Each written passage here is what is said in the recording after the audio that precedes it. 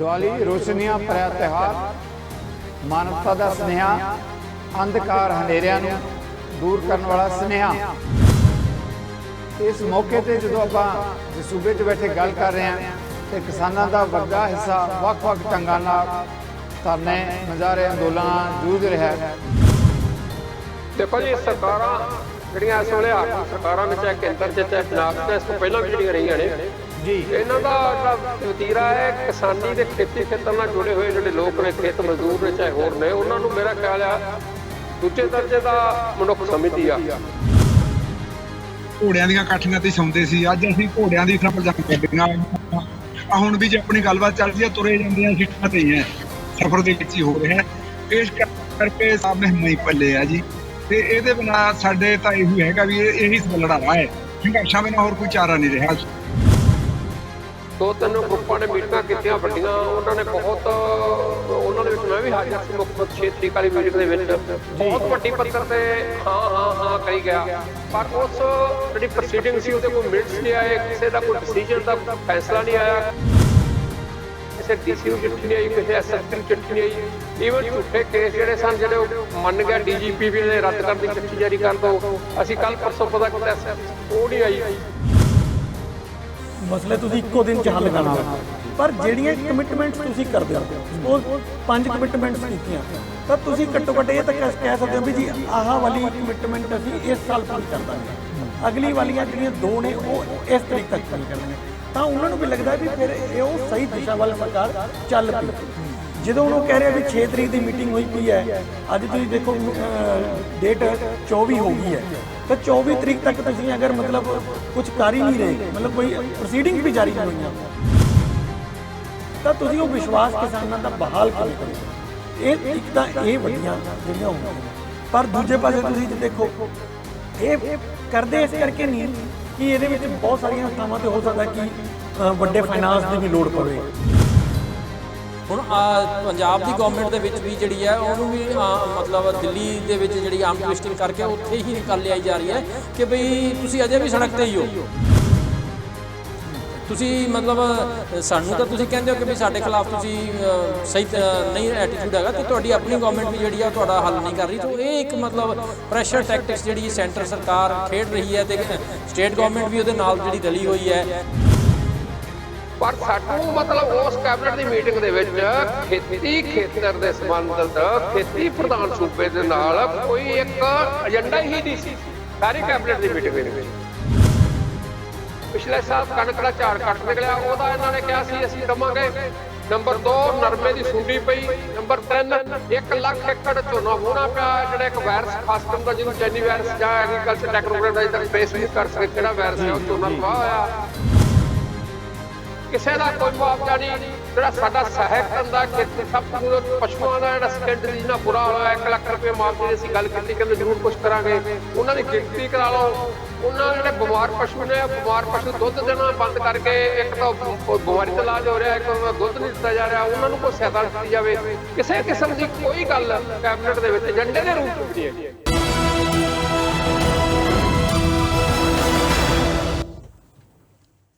नज़रिया की डिबेट जगतार सिंह सिद्धू दर्शकों को सत श्रीकाल, स्वागत है। आप जसैन ते पवित्र दिहाड़े की गल कर रहे हैं। दिवाली रोशनियां भरिया त्यौहार, मानवता का स्नेहा, अंधकार हनेरिया दूर करने वाला स्नेहा। इस मौके पर जो आप सूबे च बैठे गल कर रहे हैं तो किसानों का वड्डा हिस्सा ਵੱਖ-ਵੱਖ ढंगां नाल धरने मुजाहरे अंदोलन जूझ रहा है। संगरूर ਦੇ ਵਿੱਚ ਵੀ किसान ਵੱਡੀ ਗਿਣਤੀ 'ਚ ਆਪਣੇ ਪਰਿਵਾਰਾਂ ਨਾਲ ਦੀਵਾਲੀ ਮਨਾਉਣ ਦੀ ਥਾਂ ਮੁੱਖ ਮੰਤਰੀ ਭਗਵੰਤ ਮਾਨ ਦੀ ਕੋਠੀ ਦਾ ਘਿਰਾਓ ਕਰੀ ਬੈਠੇ ਹੈ। ਚਾਹੇ ਦਿੱਲੀ ਹੋਵੇ ਜਾਂ ਪੰਜਾਬ, ਕੀ ਕਿਸਾਨਾਂ ਨੂੰ ਅਧਿਕਾਰ ਨਹੀਂ ਆਪਣੇ ਪਰਿਵਾਰਾਂ ਦੇ ਨਾਲ ਦੀਵਾਲੀ ਮਨਾਉਣ ਦਾ? ਦੀਵਾਲੀ ਦਾ ਤਿਉਹਾਰ ਰੋਸ਼ਨੀਆਂ ਜ਼ਰੂਰ ਬਿਖੇਰਦਾ ਪਰ ਮਾਨਵਤਾ ਦਾ ਕੀ ਸੁਨੇਹਾ ਦਿੰਦਾ ਹੈ?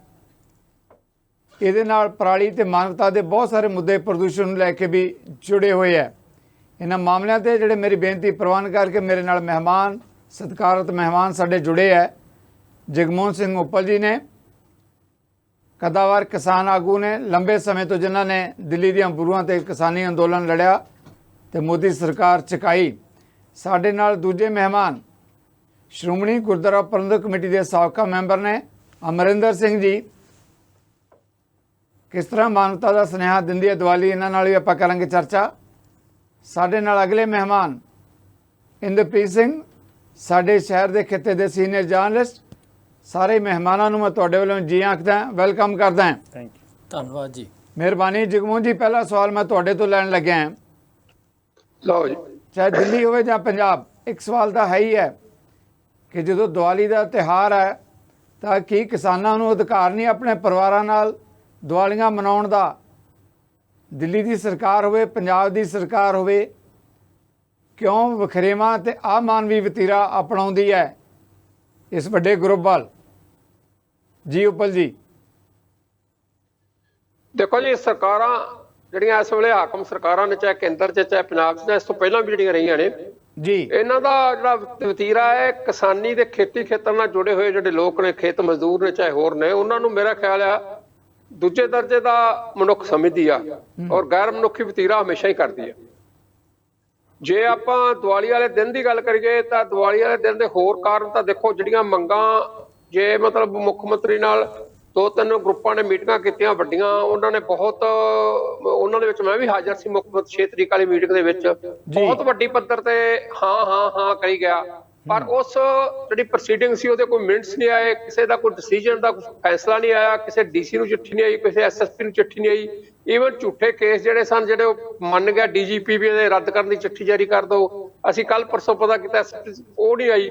ਇਸ ਕਰਕੇ ਕਿਸੇ ਦਾ ਵੀ ਪ੍ਰੋਟੈਸਟ ਕਰਨਾ, ਚਾਹੇ ਬੀਕੇਯੂ ਇੱਕ ਤਾਂ ਗਰਾਹਾਂ ਕਰ ਰਹੀ ਆ, ਚਾਹੇ ਅਸੀਂ ਪਹਿਲਾਂ ਦਿੱਲੀ ਕਰ ਰਹੇ ਸੀ, ਉਹ ਸਾਡੀ ਅਨਸਰ ਦੀ ਲੋੜ ਸੀ। ਜੇ ਅਸੀਂ ਦਿੱਲੀ ਨਾ ਕਰਦੇ ਅੱਜ ਸਾਡੀ ਪਤਾ ਨਹੀਂ ਕੀ ਹਾਲਤ ਹੁੰਦੀ, ਜਾਂ ਸਾਡੀਆਂ ਜ਼ਮੀਨਾਂ ਦੀ ਕੀ ਹਾਲਤ ਹੁੰਦੀ, ਜਾਂ ਮੰਡੀਆਂ ਦੇ ਵਿੱਚ ਸਰਕਾਰੀ ਖਰੀਦ ਖਤਮ ਹੋਈ ਹੁੰਦੀ ਜੀ।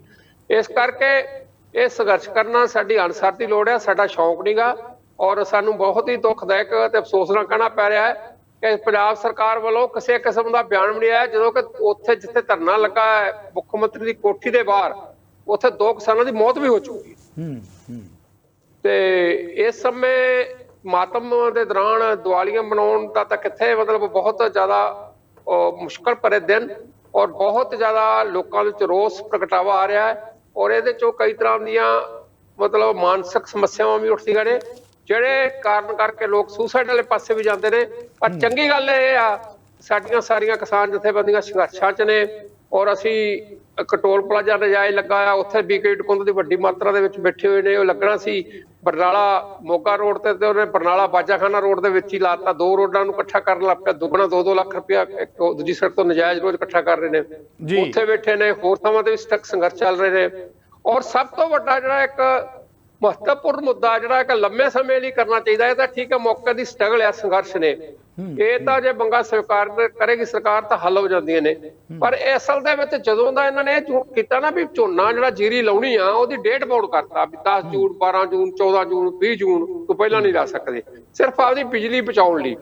ਦੇਖੋ ਸਾਰਾ ਸਾਲ ਮੁਫਤ ਬਿਜਲੀ ਦਿੰਦੇ ਨੇ, 10 ਦਿਨਾਂ ਨਾਲ ਕੋਈ ਜ਼ਿਆਦਾ ਨਹੀਂ ਬਿਜਲੀ ਜਾਂਦੀ। ਜਿੰਨੇ ਕਿਸੇ ਨੇ 2 ਨੂੰ ਲਾਉਣਾ ਉਹਨੇ ਫਿਰ 8 ਨੂੰ ਤਾਂ ਨਹੀਂ ਲਾਉਣਾ, ਜਿੰਨੇ ਕਿਸੇ ਨੇ 8 ਨੂੰ ਲਾਉਣਾ ਉਹਨੇ ਫਿਰ 15 ਨੂੰ ਤਾਂ ਨਹੀਂ ਲਾਉਣਾ ਜੀ। ਇਸ ਕਰਕੇ ਕੁਝ ਬਿਜਲੀ ਵੱਧ ਜ਼ਰੂਰ ਵਰਤੀ ਜਾਂਦੀ ਆ, ਇਹ ਇਸ ਗੱਲ ਤੋਂ ਮੁਨਕਰ ਨਹੀਂ ਹੁੰਦਾ, ਪਰ ਇਹ ਖੁੱਲਾ ਛੱਡਣਾ ਚਾਹੀਦਾ ਹੈ। ਜਦੋਂ ਇੱਕਦਮ ਸਾਰੀ ਥਾਵਾਂ ਤੇ ਲੱਗਦਾ ਹੈ ਔਰ ਲੇਟ ਲੱਗਦਾ ਹੈ ਤਾਂ ਉਹ ਝੋਨਾ ਆਉਂਦਾ ਵੀ ਲੇਟ ਆ। ਔਰ ਇਸ ਟਾਈਮ ਤੇ ਜਦੋਂ ਆਉਂਦਾ ਹੈ, ਜੇ ਕਦੀ ਅਗੇਤੀ ਠੰਡ ਆ ਜਾਏ ਜਾਂ ਬਾਰਿਸ਼ਾਂ ਬੇਮੌਸਮੀ ਹੋ ਜਾਣ, ਜਿਹੜੀਆਂ ਆਮ ਦੂਜੇ ਜਾਂ ਤੀਜੇ ਸਾਲ ਹੋ ਜਾਂਦੀਆਂ ਨੇ, ਤਾਂ ਉਹਨਾਂ 'ਚ ਮੌਇਸਚਰ ਬਹੁਤ ਹੁੰਦਾ ਹੈ। ਉਸ ਮੌਇਸਚਰ ਤੇ ਸਰਕਾਰੀ ਨੋਡਲ ਏਜੰਸੀ ਐਫਸੀਆਈ ਖਰੀਦਣ ਨੂੰ ਤਿਆਰ ਨਹੀਂ, ਦੂਜੀ ਖਰੀਦਣ ਨੂੰ ਤਿਆਰ ਨਹੀਂ। ਬਹੁਤ ਲੋਕ ਧਰਨਿਆਂ ਦੇ ਮੁਜ਼ਾਹਰਿਆਂ ਨਾਲੋਂ ਕਈ ਗੁਣਾ ਜ਼ਿਆਦਾ ਲੋਕ ਮੰਡੀਆਂ 'ਚ ਬੈਠੇ ਨੇ। ਪਰਸੋਂ ਪਠਾਨਕੋਟ ਦੀ ਮੰਡੀ ਦਾ ਕੀ ਹਾਲ ਹੋਇਆ, ਸਾਰੀ ਪਾਣੀ ਦਾ ਭਰੀ ਅਜੇ ਤੱਕ ਅੱਜ ਦੁਪਹਿਰ ਤੱਕ ਖਾਲੀ ਨਹੀਂ ਹੋਈ। ਅੱਜ ਦੁਪਹਿਰ ਤੱਕ ਕਈ ਚੈਨਲ ਦਿਖਾ ਰਹੇ ਸਨ ਉੱਥੇ ਪਾਣੀ ਖੜਾ ਮੰਡੀ ਦੇ ਵਿੱਚ ਜੀ। ਇਸ ਲਈ ਜਿਹੜਾ ਅਸੀਂ ਮਤਲਬ ਨਵੰਬਰ ਚੜ੍ਹਨ ਆ ਗਿਆ ਔਰ ਦੀਵਾਲੀ ਆ ਗਈ, ਸਾਡੇ ਦੀਵਾਲੀ ਵਾਲਾ ਦਿਨ ਆ ਗਿਆ ਤੇ ਅਸੀਂ ਮਤਲਬ ਝੋਨਾ ਹੀ ਨਹੀਂ ਖਰੀਦ ਸਕੇ ਔਰ ਪ੍ਰੋਕਿਉਰਮੈਂਟ ਹੀ ਨਹੀਂ ਕਰ ਸਕੇ ਤੇ ਅਸੀਂ ਕਿਸਾਨ ਝੋਨਾ ਮੰਡੀਆਂ 'ਚ ਲਿਆ ਹੀ ਨਹੀਂ ਸਕੇ। ਇੱਕ ਸਵਾਲ ਜਿਹੜਾ ਹੈਗਾ ਜਿਹੜਾ ਹੈਗਾ ਜਗਮੋਹਨ ਜੀ ਤੁਹਾਡੇ ਤੋਂ ਜ਼ਰੂਰ ਲੈਣਾ ਚਾਹਾਂਗਾ। ਤੁਸੀਂ ਕਹਿੰਦੇ ਆ ਕਿ ਵੀ ਝੋਨਾ ਨਹੀਂ ਖਰੀਦ ਸਕੇ, ਇਹਨਾਂ ਦਿਨਾਂ ਜਿਹੜੇ ਸਰਕਾਰ ਵੱਲੋਂ ਲਗਾਤਾਰ ਇਸ਼ਤਿਹਾਰ ਆ ਰਹੇ ਹੈ ਕਿ 70 ਸਾਲ ਬਨਾਮ 7 ਮਹੀਨੇ, ਉਹ ਤਾਂ ਕਹਿੰਦੇ ਜੀ ਅਸੀਂ ਦਾਣਾ ਖਰੀਦ ਰਹੇ ਹਾਂ ਝੋਨੇ ਦਾ। ਨਹੀਂ ਤੁਸੀਂ ਕਦੇ ਮੰਡੀਆਂ ਜਾ ਕੇ ਦੇਖੋ, ਜਾਂ ਮੰਡੀਆਂ ਦੀ ਕਿਤੇ ਨਾ ਕਿਤੇ ਚੈਨਲ ਤੇ ਫੋਟੋ ਹੁੰਦੀ ਉਹ ਵੀ ਦੇਖ ਲਓ ਵੀ ਥਾਂ ਦੇ ਮੰਡੀਆਂ ਦੇ ਜਿਹੜੇ ਮਤਲਬ ਹੈਗੇ ਉੱਥੇ ਝੋਨਾ ਖਿਲਾਰਿਆ ਪਿਆ, ਸੁਕਾਇਆ ਜਾ ਰਿਹਾ, ਉਹਦਾ ਮੌਇਸਚਰ ਘੱਟ ਕੀਤਾ ਜਾ ਰਿਹਾ। ਜੀ ਬਿਲਕੁਲ ਮੈਂ ਇਸ ਮੁੱਦੇ ਤੇ ਦੁਬਾਰਾ ਮੋਇਸਚਰ ਵੱਧ ਤੇ ਖਰੀਦਣ ਨੂੰ ਜੀ ਆਪਣੀ ਗੱਲ ਚਾਹੀਦਾ ਇਹਨਾਂ ਨੂੰ ਜੀ। ਔਰ ਖਰੀਦ ਏਜੰਸੀ ਨੂੰ ਉਹਦਾ ਮੋਇਸਚਰ ਠੀਕ ਕਰਨਾ ਚਾਹੀਦਾ। ਜੇ ਕੋਈ ਉਹਦੀ ਛੜਾਈ ਦੇ ਵਿੱਚ ਚੌਲ ਕੱਢਣ 'ਚ ਕੋਈ ਪ੍ਰੋਬਲਮ ਆ ਤਾਂ ਪਰਚੇਜਰ ਨੂੰ ਕਰਨਾ ਚਾਹੀਦਾ ਹੈ। ਦੇਖੋ ਸੈਂਟਰ ਦੀ ਫੂਡ ਮਿਨਿਸਟਰੀ ਨੇ ਜਿਹੜੇ ਸਮੁੰਦਰੀ ਤੱਟ ਦੇ ਸਟੇਟ ਨੇ ਤਮਿਲਨਾਡੂ ਆ ਜਾਂ ਆਂਧਰਾ ਪ੍ਰਦੇਸ਼ ਨੇ ਉਹਨਾਂ ਨੂੰ 2 ਪੁਆਇੰਟ ਦੀ ਮੋਇਸਚਰ ਦੇ ਵਿੱਚ ਛੋੜ ਦਿੱਤੀ ਹੋਈ ਆ, ਉੱਥੇ ਨਮੀ ਜ਼ਿਆਦਾ ਹੈ। ਜੇ ਉਸ ਤਰ੍ਹਾਂ ਦਾ ਹੀ ਮੌਸਮ ਇੱਥੇ ਕਿਸੇ ਕਾਰਨ ਬਣ ਗਿਆ ਬੇਮੌਸਮੀ ਬਾਰਿਸ਼ ਕਰਕੇ ਜਾਂ ਲੇਟ ਝੋਨਾ ਲਗਾਉਣ ਦੀ ਤਰੀਕ ਨਿਸ਼ਚਿਤ ਸਰਕਾਰ ਪ੍ਰਯਾਸ ਕਰਨ ਕਰਕੇ ਸਾਨੂੰ ਕਿਉਂ ਨਹੀਂ ਮੌਸਚਰ ਦੇ ਵਿੱਚ ਛੋੜ? ਇਸ ਲਈ ਧਰਨਿਆਂ ਮੁਜ਼ਾਹਰਿਆਂ ਦਾ ਤਾਂ ਇੱਕ ਵੱਖਰੀ ਗੱਲ ਹੈ, ਮਹੱਤਵਪੂਰਨ ਗੱਲ ਹੈ, ਪਰ ਉਸ ਤੋਂ ਜ਼ਿਆਦਾ ਗੱਲ ਹੈ ਵੀ ਸਾਡੀ ਜਿਹੜੀ ਫਸਲ ਦਾ ਗੇੜ ਹੀ ਇਸ ਢੰਗ ਨਾਲ ਹੈ ਕਿ ਸਾਡੀ ਅਜੇ ਫਸਲ 40-45% ਵਿਕੀ ਆ, 55% ਜੇ ਵਿਕਣ ਵਾਲੀ ਰਹਿੰਦੀ ਆ। ਅਜੇ ਇੱਕ ਸੁੱਖ ਦੀ ਗੱਲ ਇਹ ਆ ਕਿ ਐਤਕੀ ਬਾਸਮਤੀ ਤੇ ਅੰਡਰ ਬਹੁਤ ਸੀ, ਸਿੱਧੀ ਬਿਜਾਈ ਵੀ ਹੋਈ ਸੀ, ਇਸ ਕਰਕੇ ਅੱਡ-ਅੱਡ ਸਮੇਂ ਆਉਂਦਾ ਹੈ, ਕੋਈ ਚੱਕਿਆ ਜਾ ਰਿਹਾ ਤਾਂ ਹੀ 40-45 ਜਾਂ 50% ਦੇ ਲਾਗੇ ਚੱਕਿਆ ਗਿਆ। ਇਹ ਗੱਲ ਸੱਚ ਆ। ਮਿਹਰਬਾਨੀ। 50% ਰਹਿੰਦਾ ਹੈ, 50% ਰਹਿੰਦਾ ਤਾਂ 20 ਨਵੰਬਰ ਤੱਕ ਜਾਊਗਾ ਜੀ। Thank you very much. ਮੈਂ ਫੇਰ ਆਣਾ ਇਸ ਮੁੱਦੇ ਤੇ। ਇੰਦਰਬੀਰ ਜੀ ਤੁਸੀਂ ਬੀਂਗ ਏ ਜਰਨਲਿਸਟ ਲੰਮੇ ਸਮੇਂ ਤੋਂ ਖੇਤੀ ਸਮੱਸਿਆਵਾਂ ਕਿਸਾਨੀ ਅੰਦੋਲਨ ਦੀ ਗੱਲ ਕਰੀਏ ਬੜੀ ਬਰੀਕੀ ਨਾਲ ਜਿਹੜਾ ਹੈਗਾ ਇਹਨੂੰ ਕਵਰ ਵੀ ਕਰਦੇ ਹੋ, ਰਿਪੋਰਟਿੰਗ ਕਰਦੇ ਆ ਰਹੇ ਹੋ। ਜਿੱਦਾਂ ਦੀਆਂ ਪ੍ਰਸਥਿਤੀਆਂ ਬਣੀਆਂ ਵੇ ਇੱਕ ਕੇਂਦਰ ਸਰਕਾਰ ਜਾਂ ਪੰਜਾਬ ਸਰਕਾਰ ਦੀ ਆਪਾਂ ਗੱਲ ਕਰਦੇ ਹਾਂ ਕਿ ਕਿਸ ਤਰੀਕੇ ਨਾਲ ਆਮਾਨਵੀ ਵਤੀਰਾ ਪਹਿਲਾਂ ਦਿੱਲੀ ਦੀ ਗੱਲ ਹੁੰਦੀ ਰਹੀ ਹੈ ਤੇ ਹੁਣ ਪੰਜਾਬ ਦੀ ਜਿੱਦਾਂ ਜਗਮੋਹਨ ਜੀ ਦਾ ਕਹਿਣਾ ਕਿ ਮੀਟਿੰਗਾਂ ਹੁੰਦੀਆਂ ਮੁੱਖ ਮੰਤਰੀ ਵੱਲੋਂ, ਕੋਈ ਪ੍ਰੋਸੀਡਿੰਗ ਨਹੀਂ, ਕੋਈ ਬਾਅਦ ਦੇ ਵਿੱਚ ਕੋਈ ਉਹਦਾ ਕੋਈ ਫਾਲੋਅਪ ਨਹੀਂ, ਕੋਈ ਗੱਲ ਨਹੀਂ ਮੰਨੀ ਜਾਂਦੀ ਤੇ ਕਿਸਾਨ ਦੀਵਾਲੀ ਦੇ ਮੌਕੇ ਤੇ ਵੀ ਧਰਨਿਆਂ ਮੁਜ਼ਾਹਰਿਆਂ ਦੇ ਉੱਤੇ ਡਟੇ ਹੋਏ ਹੈ। ਬਿਲਕੁਲ ਇਹ 'ਚ ਕੋਈ ਸ਼ੱਕ ਨਹੀਂ ਹੈ ਕਿ ਮਤਲਬ ਪਹਿਲਾਂ ਵੀ ਇੱਕ ਲੰਬੀ ਲੜਾਈ ਤੋਂ ਬਾਅਦ ਇੱਕ ਜਿਹੜੀ ਹੈਗੀ ਆ ਵਿਜੇ ਨੂੰ ਜਿੱਤ ਮਿਲੀ ਹੈ ਔਰ ਹੁਣ ਪਰ ਇਹ ਹੈ ਕਿ ਉਸ ਲੜਾਈ ਨੂੰ ਸਪੋਰਟ ਜਿਹੜੇ ਲੋਕ ਕਰ ਰਹੇ ਸੀਗੇ ਅੱਜ ਉਹਨਾਂ ਦੀ ਉਹ ਸਰਕਾਰ ਹੈ ਔਰ ਅੱਜ ਉਹਨਾਂ ਦੇ ਖਿਲਾਫ ਮੋਰਚਾ ਲੱਗਿਆ ਹੋਇਆ ਹੈ। ਇਹ ਬੜੀ ਇਹਦਾ ਮਤਲਬ ਇਹ ਹੈ ਕਿ ਕਿਸਾਨਾਂ ਨੂੰ as a vote bank use ਕੀਤਾ ਜਾ ਰਿਹਾ ਹੈ। ਯੈਸ, ਮਤਲਬ ਮੈਨੂੰ ਨਹੀਂ ਲੱਗਦਾ ਕਿ ਕਦੇ ਕਿਸਾਨਾਂ ਦੇ ਇਸ਼ੂ ਬਾਰੇ ਕੋਈ ਗੱਲ ਹੁੰਦੀ ਹੈ। ਦੇਖੋ ਇਸ ਤਰ੍ਹਾਂ ਵੀ ਨਹੀਂ ਹੁੰਦਾ ਕਿ ਫਾਰਮਰ ਕਦੀ ਕਿਸੇ ਨੂੰ ਐ ਵੀ ਨਹੀਂ ਕਹਿੰਦੇ ਕਿ ਸਾਡੀਆਂ ਸਾਰੀਆਂ ਮਸਲੇ ਤੁਸੀਂ ਇੱਕੋ ਦਿਨ 'ਚ ਹੱਲ ਕਰ ਦਿਓ, ਪਰ ਜਿਹੜੀਆਂ ਕਮਿਟਮੈਂਟਸ ਤੁਸੀਂ ਕਰਦੇ ਹੋ, ਸਪੋਜ਼ 5 ਕਮਿਟਮੈਂਟਸ ਕੀਤੀਆਂ ਤਾਂ ਤੁਸੀਂ ਘੱਟੋ ਘੱਟ ਇਹ ਤਾਂ ਕਹਿ ਸਕਦੇ ਹੋ ਵੀ ਜੀ ਆਹ ਵਾਲੀ ਕਮਿਟਮੈਂਟ ਅਸੀਂ ਇਸ ਸਾਲ ਪੂਰੀ ਕਰ ਦਾਂਗੇ, ਅਗਲੀ ਵਾਲੀਆਂ ਜਿਹੜੀਆਂ 2 ਨੇ ਉਹ ਇਸ ਤਰੀਕ ਤੱਕ ਪੂਰੀਆਂ ਕਰ ਦਾਂਗੇ, ਤਾਂ ਉਹਨਾਂ ਨੂੰ ਵੀ ਲੱਗਦਾ ਵੀ ਫਿਰ ਇਹ ਉਹ ਸਹੀ ਦਿਸ਼ਾ ਵੱਲ ਸਰਕਾਰ ਚੱਲ ਪਈ ਹੈ। ਜਦੋਂ ਹੁਣ ਉਹ ਕਹਿ ਰਿਹਾ ਵੀ 6 ਤਰੀਕ ਦੀ ਮੀਟਿੰਗ ਹੋਈ ਪਈ ਹੈ, ਅੱਜ ਤੁਸੀਂ ਦੇਖੋ ਡੇਟ 24 ਹੋ ਗਈ ਹੈ, ਤਾਂ 24 ਤਰੀਕ ਤੱਕ ਤੁਸੀਂ ਅਗਰ ਮਤਲਬ ਕੁਝ ਕਰ ਹੀ ਨਹੀਂ ਰਹੇ, ਮਤਲਬ ਕੋਈ ਪ੍ਰੋਸੀਡਿੰਗਸ ਵੀ ਜਾਰੀ ਨਹੀਂ ਹੋਈਆਂ, ਤਾਂ ਤੁਸੀਂ ਉਹ ਵਿਸ਼ਵਾਸ ਕਿਸਾਨਾਂ ਦਾ ਬਹਾਲ ਕਿਵੇਂ ਕਰੋਗੇ? ਇਹ ਇੱਕ ਤਾਂ ਇਹ ਵੱਡੀਆਂ ਜਿਹੜੀਆਂ ਹੁੰਦੀਆਂ ਨੇ, ਪਰ ਦੂਜੇ ਪਾਸੇ ਤੁਸੀਂ ਜੇ ਦੇਖੋ ਇਹ ਕਰਦੇ ਇਸ ਕਰਕੇ ਨਹੀਂ ਕਿ ਇਹਦੇ ਵਿੱਚ ਬਹੁਤ ਸਾਰੀਆਂ ਥਾਵਾਂ ਤੇ ਹੋ ਸਕਦਾ ਕਿ ਵੱਡੇ ਫਾਈਨਾਂਸ ਦੀ ਵੀ ਲੋੜ ਪਵੇ ਸਾਨੂੰ, ਮਤਲਬ ਕੋਈ ਚੀਜ਼ਾਂ ਇਦਾਂ ਦੀਆਂ ਹੈਗੀਆਂ ਨੇ ਜਿੱਥੇ ਫਾਈਨਾਂਸ ਦੀ ਲੋੜ ਪਏਗੀ ਤੇ ਸਰਕਾਰਾਂ ਇਹ ਕਹਿ ਦਿੰਦੀਆਂ ਨੇ ਜੀ ਵੀ ਸਾਡੇ ਕੋਲ ਵਿੱਤੀ ਹਾਲਤ ਐਡੀ ਹੈ ਨਹੀਂ ਕਿ ਅਸੀਂ ਇਹ ਕਰ ਸਕੀਏ।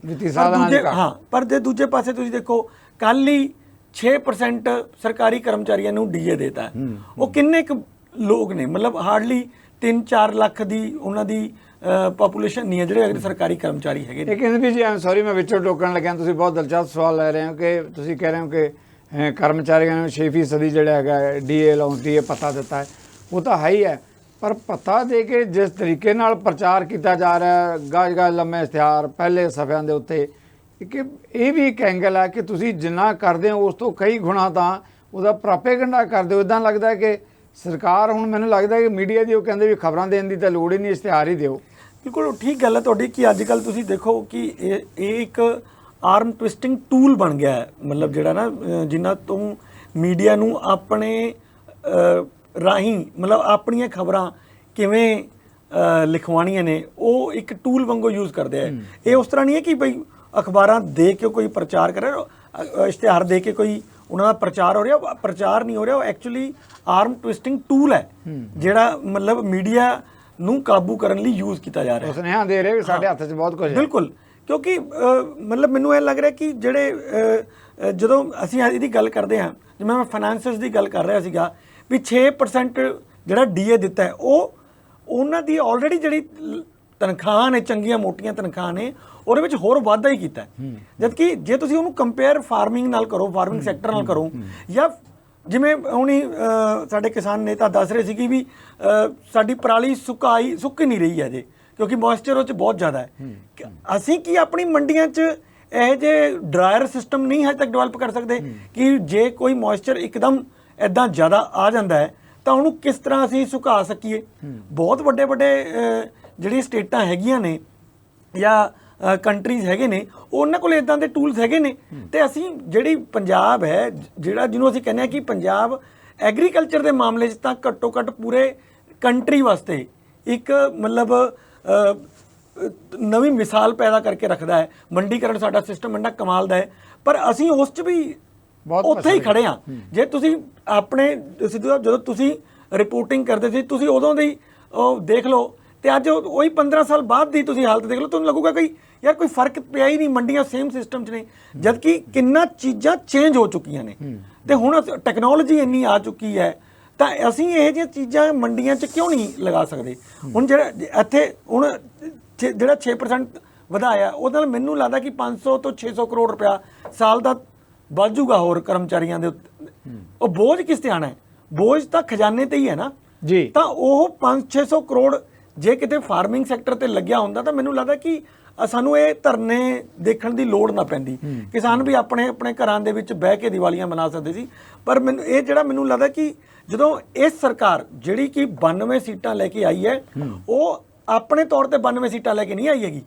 ਉਹ ਜਿਹੜੀਆਂ ਪਿਛਲੀਆਂ ਸਰਕਾਰਾਂ ਰਹੀਆਂ ਉਹਨਾਂ ਨੂੰ ਸਬਕ ਸਿਖਾਉਣ ਲਈ ਲੋਕਾਂ ਨੇ ਇਹਨਾਂ ਦੀ ਚੋਣ ਕੀਤੀ ਹੈ। ਲੋਕਾਂ ਨੇ ਸਬਕ ਸਿਖਾਇਆ। ਹਾਂ, ਪਰ ਇਹ ਵੀ ਅਗਰ ਉਸੇ ਦੀ ਰਾਹ ਤੇ ਚੱਲ ਰਹੇ ਨੇ ਜਿਵੇਂ ਕਿ ਮੈਨੂੰ ਲੱਗ ਰਿਹਾ ਹੈ, ਤਾਂ ਮੈਨੂੰ ਲੱਗਦਾ ਕਿ ਇਹਨਾਂ ਲਈ ਵੀ ਜਿਹੜਾ 2024 ਜਾਂ 2027 ਆਣਾ ਹੈ ਉਹ ਬਹੁਤ ਔਖਾ ਹੋਏਗਾ। ਜੀ ਬਿਲਕੁਲ, ਇਸ ਮੁੱਦੇ ਤੇ ਵਾਪਸ ਆਵਾਂਗੇ।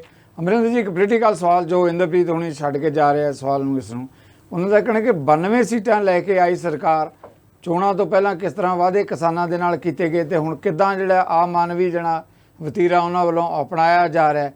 ਕੀ ਲੱਗਦਾ ਹੈ ਕਿ ਜੇ ਇਹੀ ਸਥਿਤੀ 6 ਮਹੀਨਿਆਂ ਜਾਂ 7 ਮਹੀਨਿਆਂ ਦੇ ਅੰਦਰ ਹੀ ਰਹੀ, ਸਿਰਫ ਇਸ਼ਤਿਹਾਰ ਦੇਣ ਦੇ ਨਾਲ ਤੁਸੀਂ ਲੋਕਾਂ ਦੇ ਮਨ ਨਹੀਂ ਜਿੱਤ ਸਕਦੇ ਜਾਂ ਜ਼ਮੀਨੀ ਹਕੀਕਤਾਂ ਉਹਦੇ ਨਾਲ ਮੇਲ ਨਹੀਂ ਖਾਣਗੀਆਂ? ਕਿਵੇਂ ਦੇਖਦੇ ਹੋ?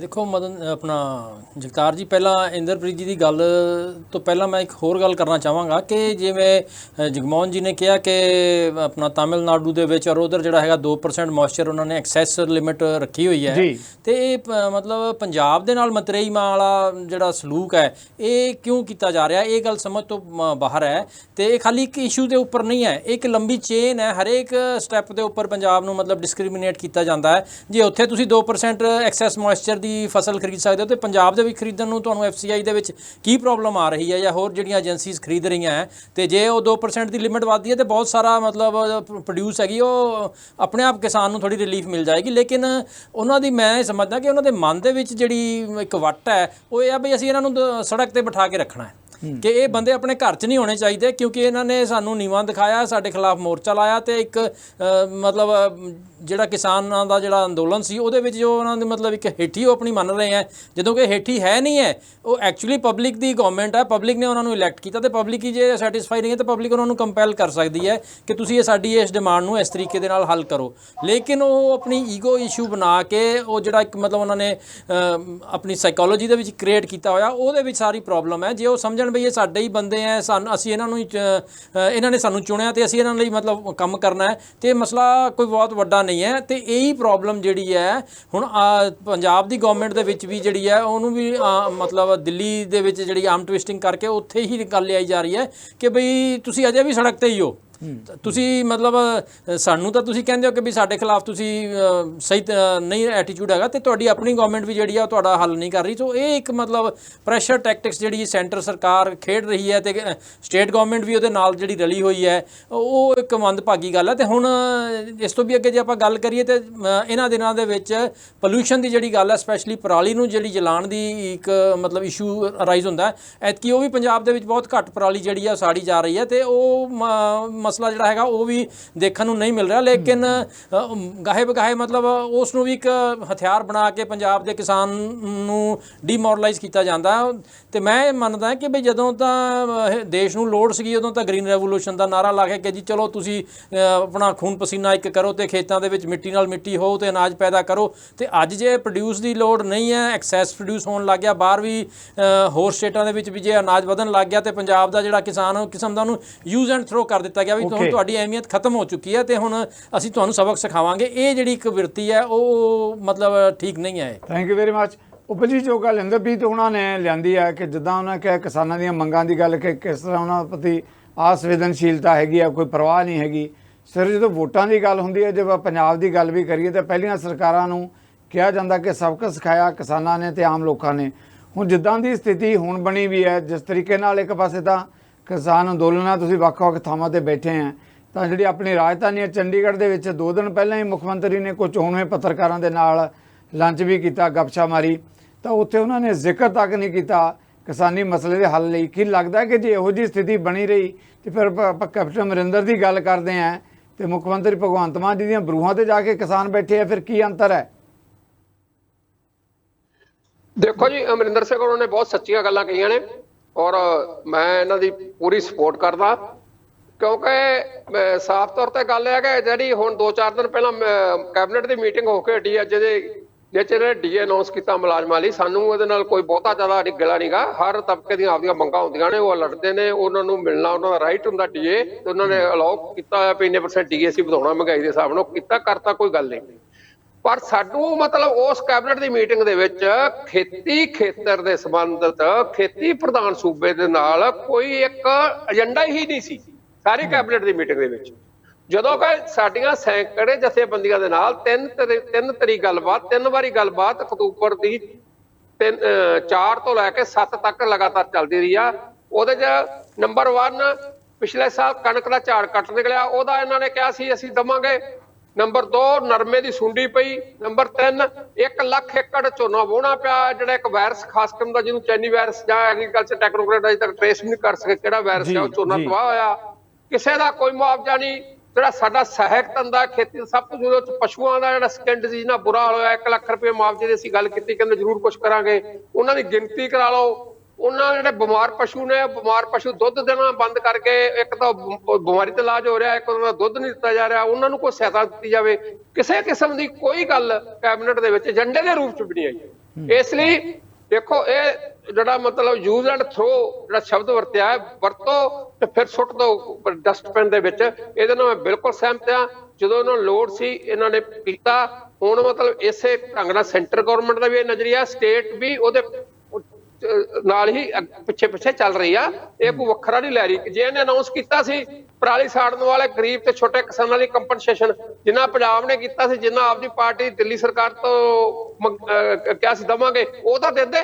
ਫਿਰ ਅਸੀਂ ਸੈਂਟਰ ਗਵਰਨਮੈਂਟ ਨੂੰ ਵੀ ਘੇਰਦੇ ਵੀ ਜੇ ਦਿੱਲੀ ਗਵਰਨਮੈਂਟ ਔਰ ਪੰਜਾਬ ਗਵਰਨਮੈਂਟ ਦੇ ਰਹੀ, ਤੁਸੀਂ ਕਿਉਂ ਨਹੀਂ ਦੇ ਰਹੇ ਜੀ? ਪਰਾਲੀ ਸਾੜਨ ਵਾਲੀ ਜਿਹੜੀ ਗੱਲ ਆ, ਪਰਾਲੀ ਸਾੜਨ ਦੇ ਸਾਡਾ ਕੋਈ ਸ਼ੌਕ ਨਹੀਂਗਾ। ਪਰਾਲੀ ਸਾੜਨ ਦੀ ਪਹਿਲੀ ਤਾਂ ਗੱਲ ਇਹਨਾਂ ਦੀ ਬਿਲਕੁਲ ਠੀਕ ਗੱਲ ਆ।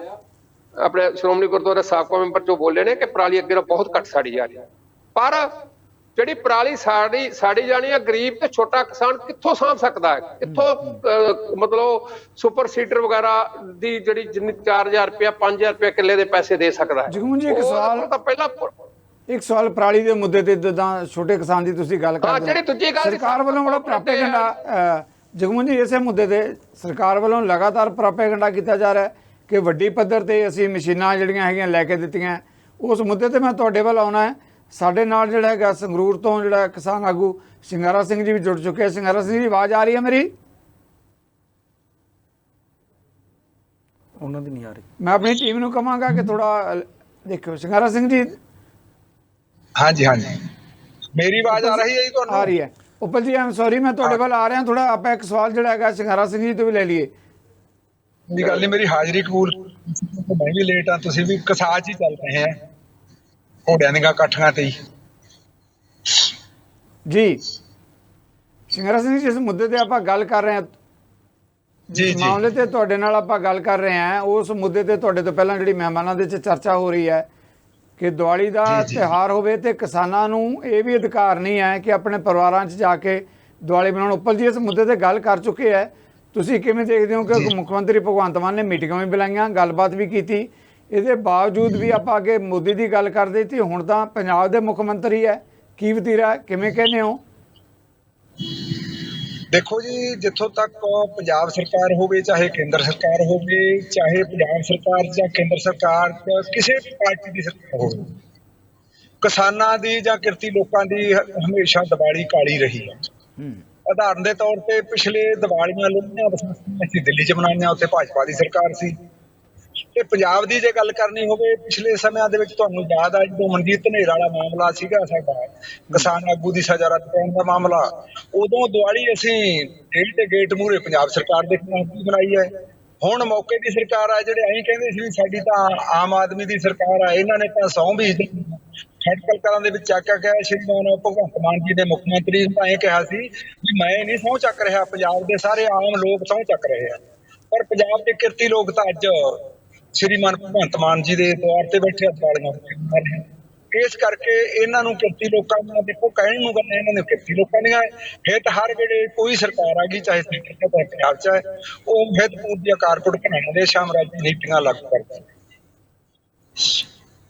ਜੀ। ਸਿੰਗਾਰਾ ਸਿੰਘ ਜੀ, ਇੱਕ ਸਵਾਲ ਜਿਹੜਾ ਹੋਰ ਤੁਹਾਡੇ ਤੋਂ ਲੈਣਾ ਚਾਹਾਂਗਾ, ਜੋ ਗੱਲ ਉੱਪਰ ਜੀ ਨੇ ਕਿਹਾ ਕਿ ਮੁੱਖ ਮੰਤਰੀ ਨੇ ਤੁਹਾਡੇ ਨਾਲ ਮੀਟਿੰਗਾਂ ਵੀ ਕੀਤੀਆਂ, ਕਿ ਉਹ ਮੀਟਿੰਗਾਂ ਬੇਸਿੱਟਾ ਰਹੀਆਂ ਸੀ ਜਾਂ ਉਹਦੇ 'ਚ ਕੋਈ ਵਾਅਦੇ ਕੀਤੇ ਗਏ? ਜੇ ਵਾਅਦਾ ਕੀਤਾ ਗਿਆ ਸੀ ਤਾਂ ਫਿਰ ਨਜ਼ਰ ਕਿਉਂ ਨਹੀਂ ਆਉਂਦਾ ਆਮਲੀ ਰੂਪ 'ਚ?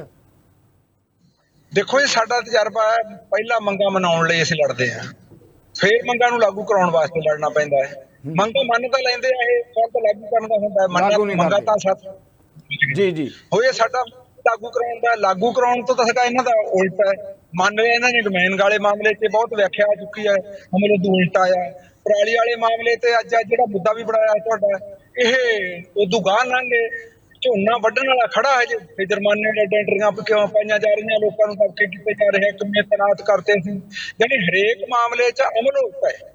ਮੰਨ ਲੈਣਾ ਇੱਕ ਗੱਲ, ਲਾਗੂ ਕਰਨਾ ਇਹ ਫਰਕ ਹੈ। ਇਸ ਕਰਕੇ ਲਾਗੂ ਕਰਨ ਦੇ ਮਾਮਲੇ ਦੇ ਵਿੱਚ ਸਾਰੀਆਂ ਸਰਕਾਰਾਂ ਹੀ ਵਾਅਦੇ ਕਰ ਲੈਂਦੀਆਂ, ਲਾਗੂ ਉਹਨਾਂ ਦੀ ਹਿੱਤਾਂ ਵਾਲੀ ਗੱਲ ਕਰ। ਮਿਹਰਬਾਨੀ, ਮੈਂ ਫੇਰ ਆਵਾਂਗਾ ਸਵਾਲ ਲੈ ਕੇ ਤੁਹਾਡੇ ਵੱਲ। ਉੱਪਰ ਜੀ, ਜਿਸ ਮਾਮਲੇ ਤੇ ਤੁਹਾਨੂੰ ਮੈਂ ਵਿੱਚੋਂ ਬੇਨਤੀ ਕਰਕੇ ਰੋਕਿਆ ਸੀਗਾ ਕਿ ਆਪਾਂ ਸਿੰਗਾਰਾ ਸਿੰਘ ਜੀ ਤੋਂ ਵੀ ਸਵਾਲ ਲੈਣਾ ਚਾਹੁੰਦੇ ਸੀ, ਮੈਂ ਤੁਹਾਡੇ ਤੋਂ ਸਵਾਲ ਲੈ ਰਿਹਾ ਸੀ ਉੱਪਰ ਜੀ ਕਿ ਸਰਕਾਰ ਇਹ ਦਾਅਵਾ ਕਰ ਰਹੀ ਹੈ ਕਿ ਅਸੀਂ ਵੱਡੀ ਪੱਧਰ ਤੇ ਮਸ਼ੀਨਰੀ ਹੇਠਾਂ ਜਿਹੜਾ ਪਰਾਲੀ ਨੂੰ ਖਤਮ ਕਰਨ ਦੇ ਲਈ ਜਾਂ ਉਹਨੂੰ ਉਹਦੀਆਂ ਗੱਠਾਂ ਬਣਾਉਣ ਦੇ ਲਈ ਜਿਹੜੀ ਕਿ ਦਿੱਤੀ ਹੈਗੀ ਹੈ, ਕੀ ਉਹ ਫਿਰ ਦਾਅਵੇ ਕਿੰਨੇ ਕੁ ਸੱਚਾਈ ਪੇਸ਼ ਕਰਦੇ? ਤੁਸੀਂ ਕਹਿੰਦੇ ਹੋ ਕਿ ਕੋਈ ਉਪਰਾਲਾ ਕੋਈ ਨਹੀਂ ਹੋਇਆ ਇਸ ਤਰ੍ਹਾਂ ਦਾ ਖਾਸ?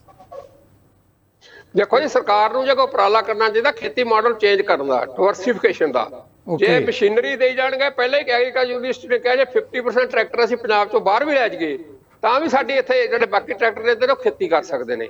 ਜੇ ਵੇਖੋ ਮਤਲਬ ਇਹ ਸੀਡਰ, ਸੁਪਰ ਸੀਡਰ, ਵੈਰੀ ਅਪਰ ਸੁਪਰ ਸੀਡਰ ਇਹ ਦੇਈ ਜਾਣਗੇ, ਇਹਨਾਂ ਤੇ ਕਹਿਣਗੇ ਸਬਸਿਡੀ ਦਿੰਦੇ ਆ। ਉਹ ਕਿੰਨੇ ਕੁ ਵੱਡੇ ਕਿਸਾਨ ਲੈਂਦੇ ਨੇ, ਅਮੀਰ ਕਿਸਾਨ ਲੈਂਦੇ ਨੇ, ਜਾਂ ਜਿਨ੍ਹਾਂ ਨੇ ਯੂਪੀ ਜਾਂ ਹਰਿਆਣੇ 'ਚ ਹੋਰ ਤਰ੍ਹਾਂ ਦੇ ਫਾਰਮ ਨੇ ਉਹ ਲੈਂਦੇ ਨੇ। ਮੈਂ ਇਹਨਾਂ ਨੂੰ ਇੱਕ ਸਿੱਧਾ ਸਵਾਲ ਕਰਦਾ ਕਿ ਜਿੰਨੇ ਇਹਨਾਂ ਨੇ ਮਸ਼ੀਨਰੀ ਸਬਸਿਡੀ ਦਿੱਤੀ ਆ, ਕਿ ਇਹਨਾਂ ਕੋਲ ਕੋਈ ਐਪ ਹੈਗੀ ਆ?